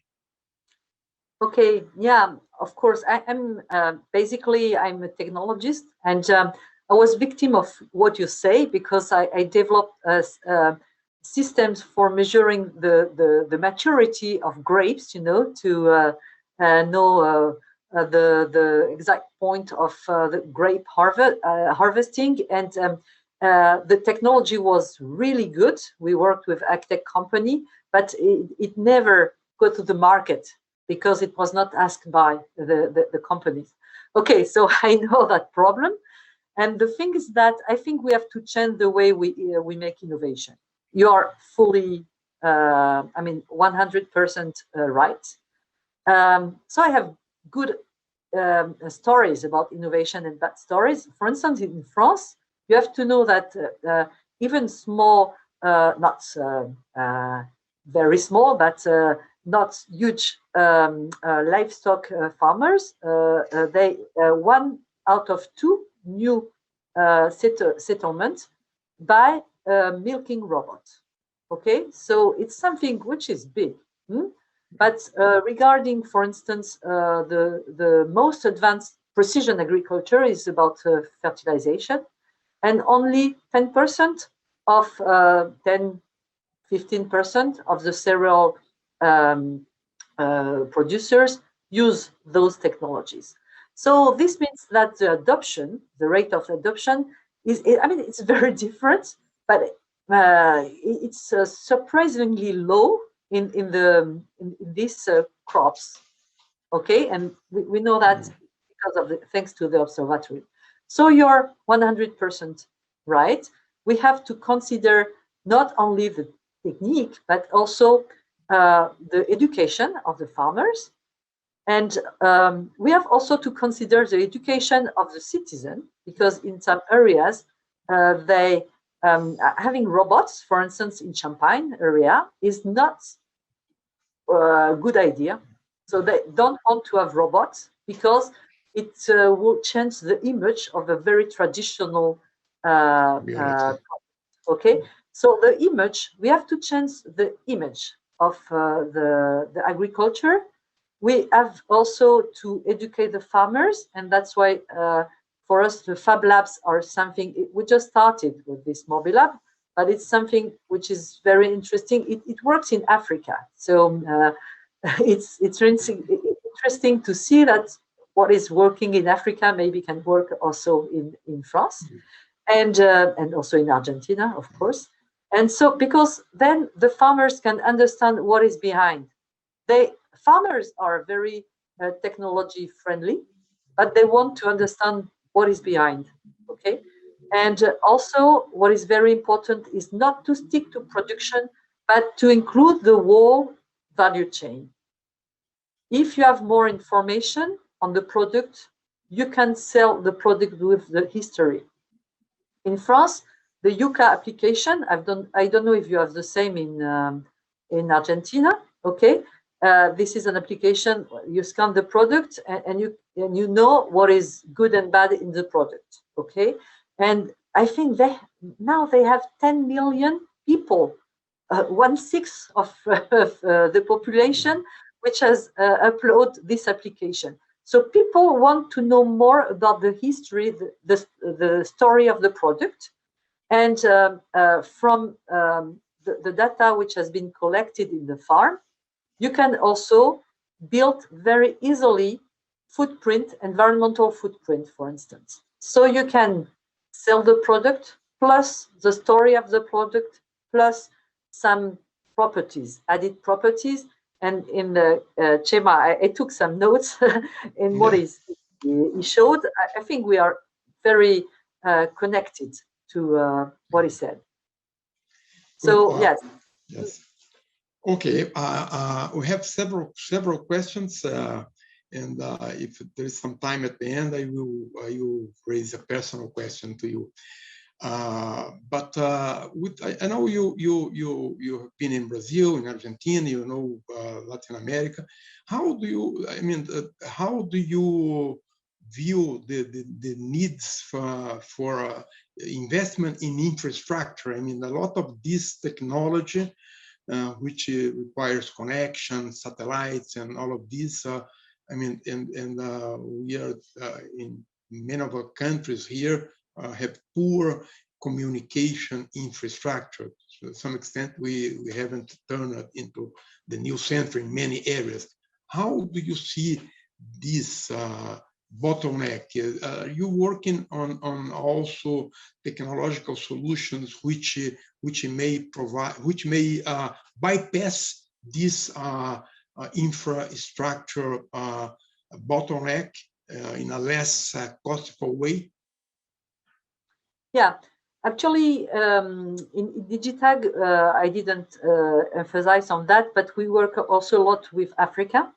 And so it's very interesting to see what is carried out in Africa, because they have the very same problem of connectivity, of lack of infrastructure, and so on. Okay, but in France also we have problems of connectivity and lack of infrastructure in some part of France. So I think now we have around 12 PhD doctoral students working typically on African problems. And it's really interesting to see that there are a lot of solutions. So first, a lot of investment in Africa, okay, from, for instance, the French companies like Orange or a Chinese company also. The second point is that there are a lot of tricks, which are a lot of tips, tricks, and practices of digital technologies which are emerging from Africa. For instance, they're very good at creating a kind of relays. In France, we have a company named Sigfox, which is giving low band connectivity. The good thing in agriculture is that you don't need the 5G. You don't need it, except maybe for robotics, okay? You need only a low pass connectivity. So you can do it with already commercialized system. And in Montpellier, we also have university spatial center, which is 1 kilometer from my laboratory. Mm-hmm. And they launch low-cost satellite, which are very good for making connectivity in remote places. So, and that's not that expensive, okay? I mean, a farmer cannot afford it. By areas, small areas, districts and so on, they can afford one, okay? So there are now technical opportunities to do it. And the very good news is that you don't need high throughput exchanges in agriculture. That's good. Okay. There's also some questions here regarding the data governance, which is a concern you mentioned several times in your presentation. Yeah. Hi, Thomas, could you turn off the mic? Thank you. How do you see this issue? I mean, are there alternatives to the appropriation and use of data, of this data only or mainly by big companies, which then will sell services to the owner of the data? Because this is a major concern. I mean, it's like you get the data and then you sell my own data So yeah, this concern has emerged in the US in 2016, and the Farm Bureau in the US just got conscious of that, and so they said stop. Okay, and in France it has been carried out also, and so they created the data transparency chart or something like that. Okay, and in France the equivalent to the Farm Bureau, which is the union of farmers, as in 2018, so that's something very new, they have set up the data agri chart. Okay, what is it? Actually, there is no, in France, but nowhere in the world, there is a law concerning agricultural data. There is no law. So the only law which is linked with data is the law of the contract. And when you buy a system, a tractor or whatever, a sensor, in the contract somewhere there is written that your data will be shared or given or whatever. So the point is to be able to read cautiously those sentences. And in that case, in the Data Agri and also in the Data Transparency Act, this service is carried out by the unions, okay, who has the good lawyers who are able to do that. And so it's just a question of lawyers. But this is one point. So the point is to be able for the farmers to have access to their own data, and also to be able to say, I agree to share that data with others. So there is also a question of agreement to share the data. And in France now there are some companies that manage that, which is I'm a farmer and I agree to share the data with research, with my advisor, with my bank, and this type of data, and so on and so on. So this is something which is emerging, so you can do the same. And also you have to take care of what we call the Cloud Act. And so this is the place where the data is stored. And so in Europe at present, we are thinking of developing a kind of a sovereign cloud, okay, to avoid having that data on clouds which are under the Cloud Act, under the Cloud Act legislation. Yeah, so it's really something important, and but I think that's and there's something else which is important, is that these big companies, all of them now are investigating agriculture. Google, Amazon, Microsoft, they are all coming into Apple, okay, agriculture. So we have to be cautious with that. And what is important also to know is that they have the power to process the data. So we have also to develop champions being able to process the data.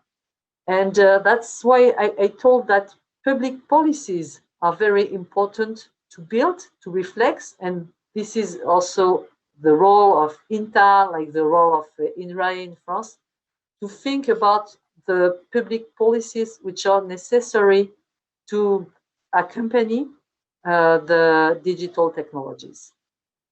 Thanks for the question.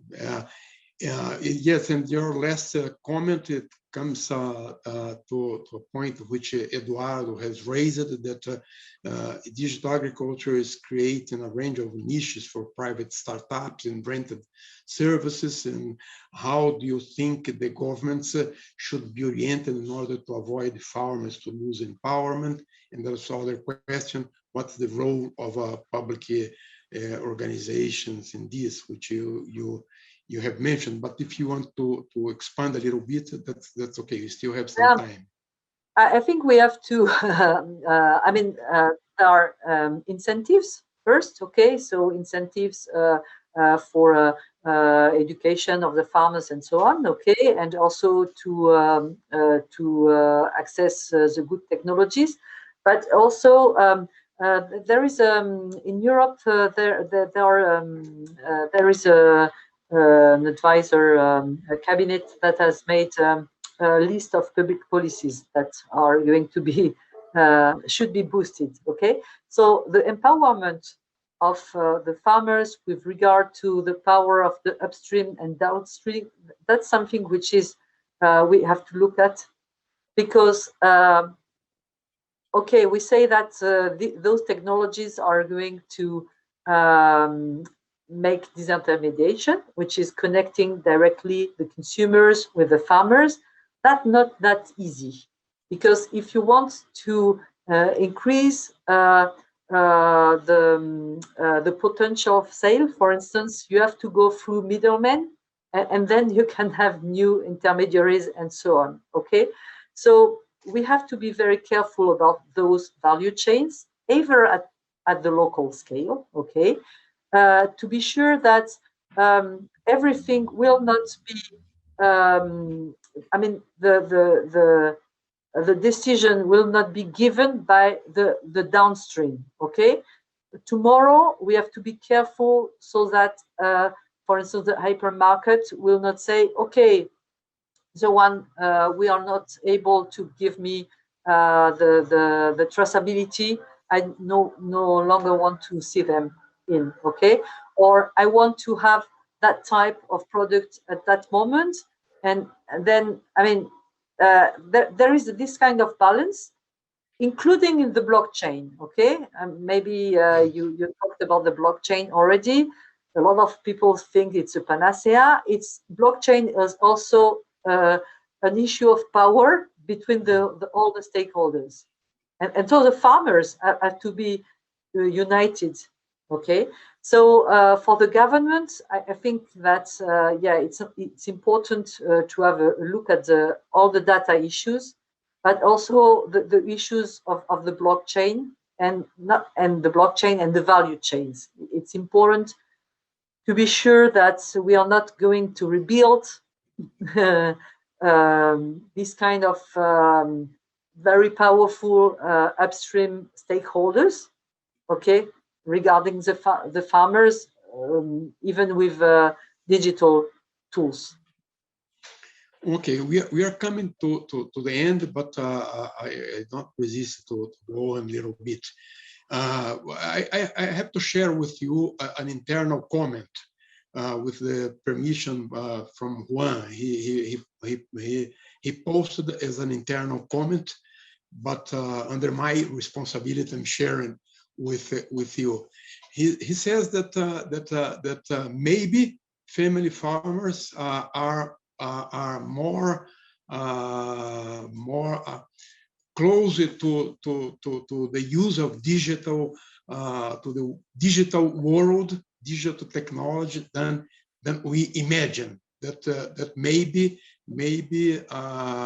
and the evidence is what's going on with the remote lessons, education, all of this. And he says maybe we institutionally are those which are farther than the farmers. I thought this is a very interesting comment. And then Maria Scala from INTA, she backs up Juan's comment and provides several examples of how this is happening. I mean, we have this perception, but there's a lot of proximity between farmers and digital technology. And so this, I thank them for the comment. Yeah, and of course, I mean, we will have young farmers coming. I mean, digital technologies also are attractive, and for young newcomers, for young people, because those technology make connection and make the job, the profession of farmer more similar to other jobs. Okay, it's more connected. So it's very interesting. As I told you, farmers are technology friendly. Digital technology are a little bit different, but the young one, I mean, having a smartphone for them, it's really nothing. I mean, it's really real life. The second point is that whatever the type of agriculture, would it be organic farming or greenhouse farming, which is much more technology, okay, inside, all can use those technologies. And we have examples in France, I mean, at least for selling the products. And an important thing also that I want to share with you, 2 weeks ago, I was in a roundtable with farmers, and the journalist at the end asked, "What, according to you, what is the best use of you do of the technology? What is the technology you use most?" And they told this was the social networks, and that's very important for them to be connected, and also to connect to the consumers. And a lot of them have maybe several thousands of people following them on Twitter, okay? And they explain what they do. And this is very, very important, because the link between the farmers and the consumers, as at least in France, has been a little bit stretched, okay? Because the families are living in the town. And it's very important to rebuild this link. So for these farmers, putting YouTube sessions or Twitter or Insta and so on, it was something very, very important also, because it was also leading the sales. That's what is important. Not only producing, but selling. That's I'd like to stress on that. Okay, digital agriculture changes the work, because the farmer is no longer only a producer, but is more and more interested in what happens, because the value is after production, it's not in the production action. Okay, Veronique. I mean, I would go on. I have several other questions, but I have to keep the time. So, and I don't want to use the privilege as moderator to break the rules. Thank you very much for this very rich and interesting presentation. It's very interesting. You put a lot of points and issues that we have to think about, and also you've reinforced the importance of several points which have been mentioned in the previous one, such as the importance of data governance for public institutions, the importance of public institutions vis-a-vis this market oriented research, and I mean many issues. And I thank you for your presentation, and thanks everybody for the audience and for the interesting questions. And I hope to see you all tomorrow at 9. And without the technological problem, we will keep on time. Thank you a lot. Thank you. Goodbye. Bye.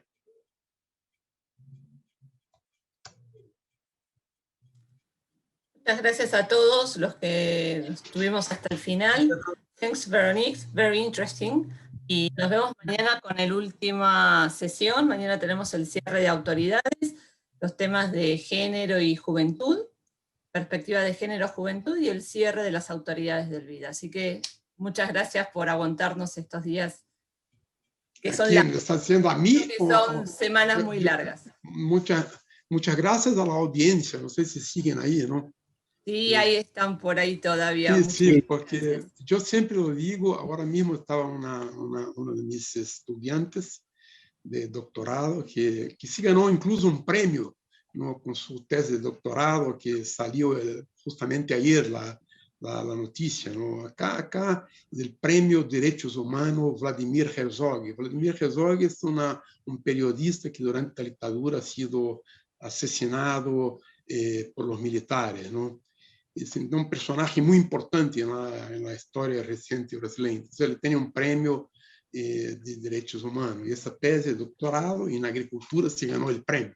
Entonces, él me escribió y yo dije, mira, yo estoy pagado para eso. No tienes que agradecerme. Entonces, tenemos que agradecer a la audiencia, porque yo estoy pagado para estar acá y hacer mi trabajo. Pero la audiencia no. Pero bueno, yo creo que se van uniendo los puntos y van teniendo como un sentido integral. Que está muy interesante. Así que bueno, espero que sirva para la reflexión en algunos puntos. Y seguro. Tendremos los documentos escritos de cada uno de los autores. Así que... Sí, claro. Y para nuestra reflexión... Nos vemos mañana.